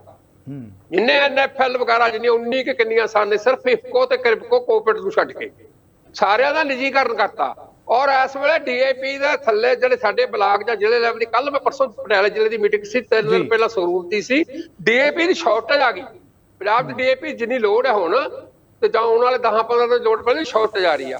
ਔਰ ਹਰ ਪਾਸਿਓਂ ਕਾਰਪੋਰੇਟ ਸੈਕਟਰ ਨੂੰ ਹੀ ਫਾਇਦਾ ਕਰਨਾ ਹੈ ਔਰ ਪ੍ਰਾਈਵੇਟਾਈਜੇਸ਼ਨ ਕਰਨੀ ਆ। ਔਰ ਵੱਡਿਆਂ ਘਰਾਣਿਆਂ ਦੇ ਕੋਲ ਵਿਕ ਚੁੱਕੀ ਸਰਕਾਰ ਆ, ਸਿਰਫ ਉਹਨਾਂ ਦੀ ਮੈਨੇਜਰ ਆ, ਉਹਨਾਂ ਦੇ ਫਾਇਦੇ ਲਈ ਗੱਲ ਕਰ ਰਹੀ ਆ। ਜਿਹੜਾ ਖੇਤ ਮਜ਼ਦੂਰ, ਕਿਸਾਨ, ਛੋਟਾ ਕਿਸਾਨ, ਦਰਮਿਆਨਾ ਕਿਸਾਨ, ਗਰੀਬ ਕਿਸਾਨ, ਇਹਨਾਂ ਦੀ ਮਤਲਬ ਕਿਤੇ ਧਿਆਨ 'ਚ ਹੀ ਨਹੀਂ। ਔਰ ਇਹ ਦਿਨ ਬ ਦਿਨ ਹੋਰ ਇਹਨੂੰ ਤੰਗ ਪਰੇਸ਼ਾਨ ਕਰਨਗੇ। ਇੱਕੋ ਹੀ ਹੱਲ ਹੈ ਜਿਹੜੀ ਸ਼ਿੰਗਾਰਾ ਸਿੰਘ ਨੇ ਪੈਰਵੀ ਕੀਤੀ, ਹੋਰ ਬਹੁਤ ਵਧੀਆ, ਮਤਲਬ ਐ ਕਹੀਏ ਵੀ ਆਪਣੇ ਇਤਿਹਾਸਕ ਪਰੰਪਰਾਵਾਂ ਦੇ ਅਨੁਸਾਰ ਸਿੱਖ ਧਰਮ ਵਿੱਚ ਘੋੜਿਆਂ ਤੇ ਸੌਂਦੇ ਸਨ ਤੇ ਉਹਨਾਂ ਨੇ ਆਪਣਾ ਸ਼੍ਰੋਮਣੀ ਗੁਰਦੁਆਰਾ ਪ੍ਰਬੰਧਕ ਕਮੇਟੀ ਸਾਬਕਾ ਮੈਂਬਰ ਉਹਨਾਂ ਨੇ ਬਹੁਤ ਡਿਟੇਲ 'ਚ ਦੱਸਿਆ ਵੀ ਇਹ ਇੱਕੋ ਹੀ ਤਰੀਕਾ ਹੈ ਵੀ ਦੇਸ਼ ਭਰ ਦੇ ਖੇਤੀ ਖੇਤਰ ਨਾਲ ਸੰਬੰਧਿਤ ਲੋਕ ਜਿਹੜੇ ਨੇ ਉਹ ਇੱਕ ਮੁੱਠ ਹੋਣ, ਆਪਸ ਤਾਲਮੇਲ ਕਰਨ ਔਰ ਇਹ ਕੇਂਦਰ ਤੇ ਰਾਜ ਸਰਕਾਰਾਂ ਦਾ ਨਾਸਾਂ ਦੇ ਵਿੱਚ ਧੂੰ ਲਿਆਉਣ ਤੇ ਇਹਨਾਂ ਨੂੰ ਬਹੁਤ ਚੰਗੀ ਤਰ੍ਹਾਂ ਸਭ ਸਿਖਾਉਣ ਕਿ ਸਾਡੀਆਂ ਜਮਾਬੰਦੀ ਦੀਆਂ ਨਕਲਾਂ ਦੇ ਵਿੱਚ, ਜਮਾਬੰਦੀ ਦੇ ਖਾਤਿਆਂ ਦੇ ਵਿੱਚ ਲਾਲ ਐਂਟਰੀਆਂ ਕਰਨ ਵਾਲਿਓ, ਜੇ ਅਸੀਂ ਪਿੰਡ ਦੇ ਆਲੇ ਦੁਆਲੇ ਲਾਲ ਐਂਟਰੀ ਕਰਤੀ ਕਿ ਇਹ ਹਾਕਮ ਜਮਾਤਾਂ ਜਿਹੜੀਆਂ ਨੇ ਪਿੰਡ 'ਚ ਨਹੀਂ ਵੜਨ ਦੇਣੀਆਂ ਨੇ, ਕਦੇ ਨਹੀਂ ਵੜਨਗੀਆਂ।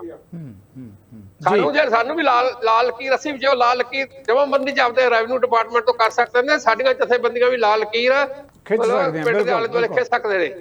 Thank you very much. ਅਸੀਂ ਚੈਲੰਜ ਕਰਦੇ ਆ ਔਰ ਅਸੀਂ ਇਹਦੇ ਲਈ ਬਿਲਕੁਲ ਤਨ ਮਨ ਧਨ ਲਈ ਸੇਵਾ ਲਈ ਪਿਛਲੇ 30-35 ਸਾਲ ਤੋਂ ਲੱਗੇ ਹੋਏ ਆ, ਹੋਰ ਬਹੁਤ ਲੱਗੇ ਨੇ। ਔਰ ਸਾਡੀ ਜਿਹੜੀ ਇੱਕ ਪਾਰਸ਼ਲ ਜਿੱਤ ਜਿਹੜੀ ਹੋਈ ਸੀ, ਪਾਰਸ਼ਲ ਜਿੱਤ ਕਹੂੰਗਾ ਮੈਂ ਦਿੱਲੀ ਵਾਲੀ, ਅਸੀਂ ਉਹਨੂੰ ਦਿੱਲੀ ਨੂੰ ਦਿਖਾਤਾ ਵੀ ਰਾਜੇਸ਼ੀ ਮੁਕੱਦਮ ਕੁੱਤੇ, ਦਿੱਲੀ ਦੇ ਕੱਲ ਤੇ ਲਿਖਿਆ ਹੈ ਵੀ ਸਾਡਾ ਡਿਸੈਂਟ ਆ, ਤੂੰ ਗਲਤ ਕਰ ਰਿਹਾ ਜੋ ਕੁਛ ਕਰ ਰਿਹਾ। ਔਰ ਇਹਨੂੰ ਅਸੀਂ ਹੋਰ ਨੰਗਾ ਕਰਾਂਗੇ, ਹੋਰ ਚੰਗੀ ਤਰ੍ਹਾਂ ਦੱਸਾਂਗੇ, ਆਉਣ ਵਾਲੇ ਸਮੇਂ 'ਚ ਹੋਰ ਵੱਡੇ ਸੰਘਰਸ਼ਾਂ ਨੂੰ ਮਿਹਰਬਾਨੀ ਕਰਕੇ ਅੱਗੇ ਚੱਲਾਂਗੇ।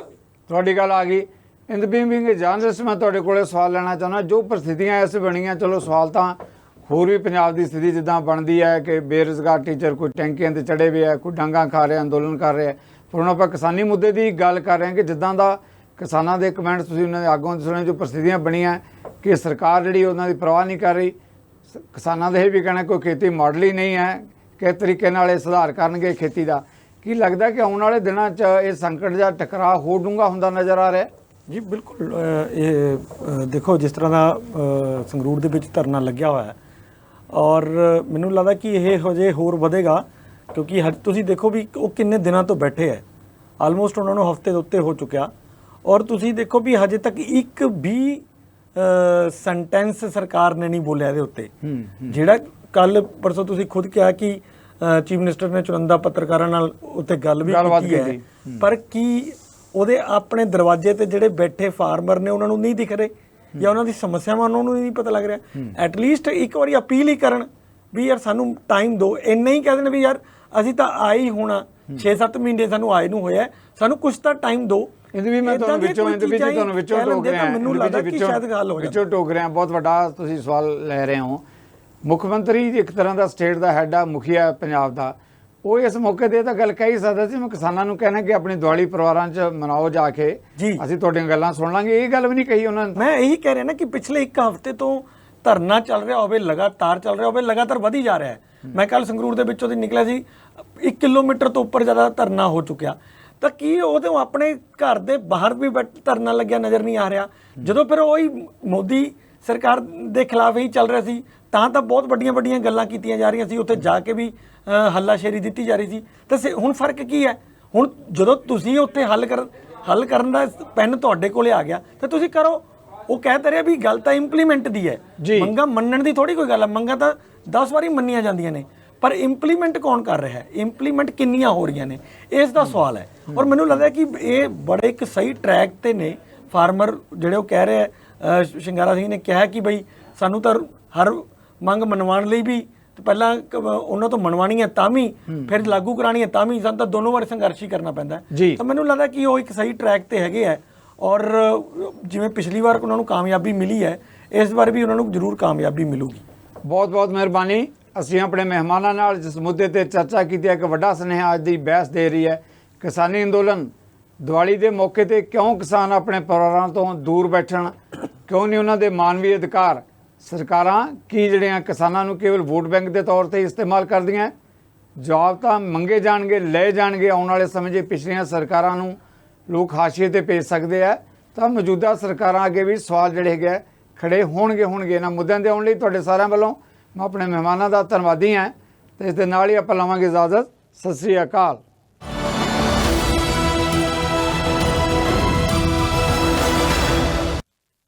ਹੁਣ ਤੁਸੀਂ ਦੇਖ ਸਕਦੇ ਹੋ ਗਲੋਬਲ ਪੰਜਾਬ ਟੀਵੀ ਨੂੰ ਡਾਊਨਲੋਡ ਕਰੋ ਸਾਡੀ ਐਪ ਐਂਡਰੋਇਡ ਜਾਂ iOS ਤੇ ਫ੍ਰੀ ਵਿੱਚ, roku ਅਤੇ Amazon Fire TV ਤੇ ਜਾਂ Apple TV ਤੇ। ਨਾਲ ਹੀ ਦੇਖ ਸਕਦੇ ਹੋ ਲਾਈਵ ਸਟ੍ਰੀਮਿੰਗ www.globalpunjabtv.com ਤੇ।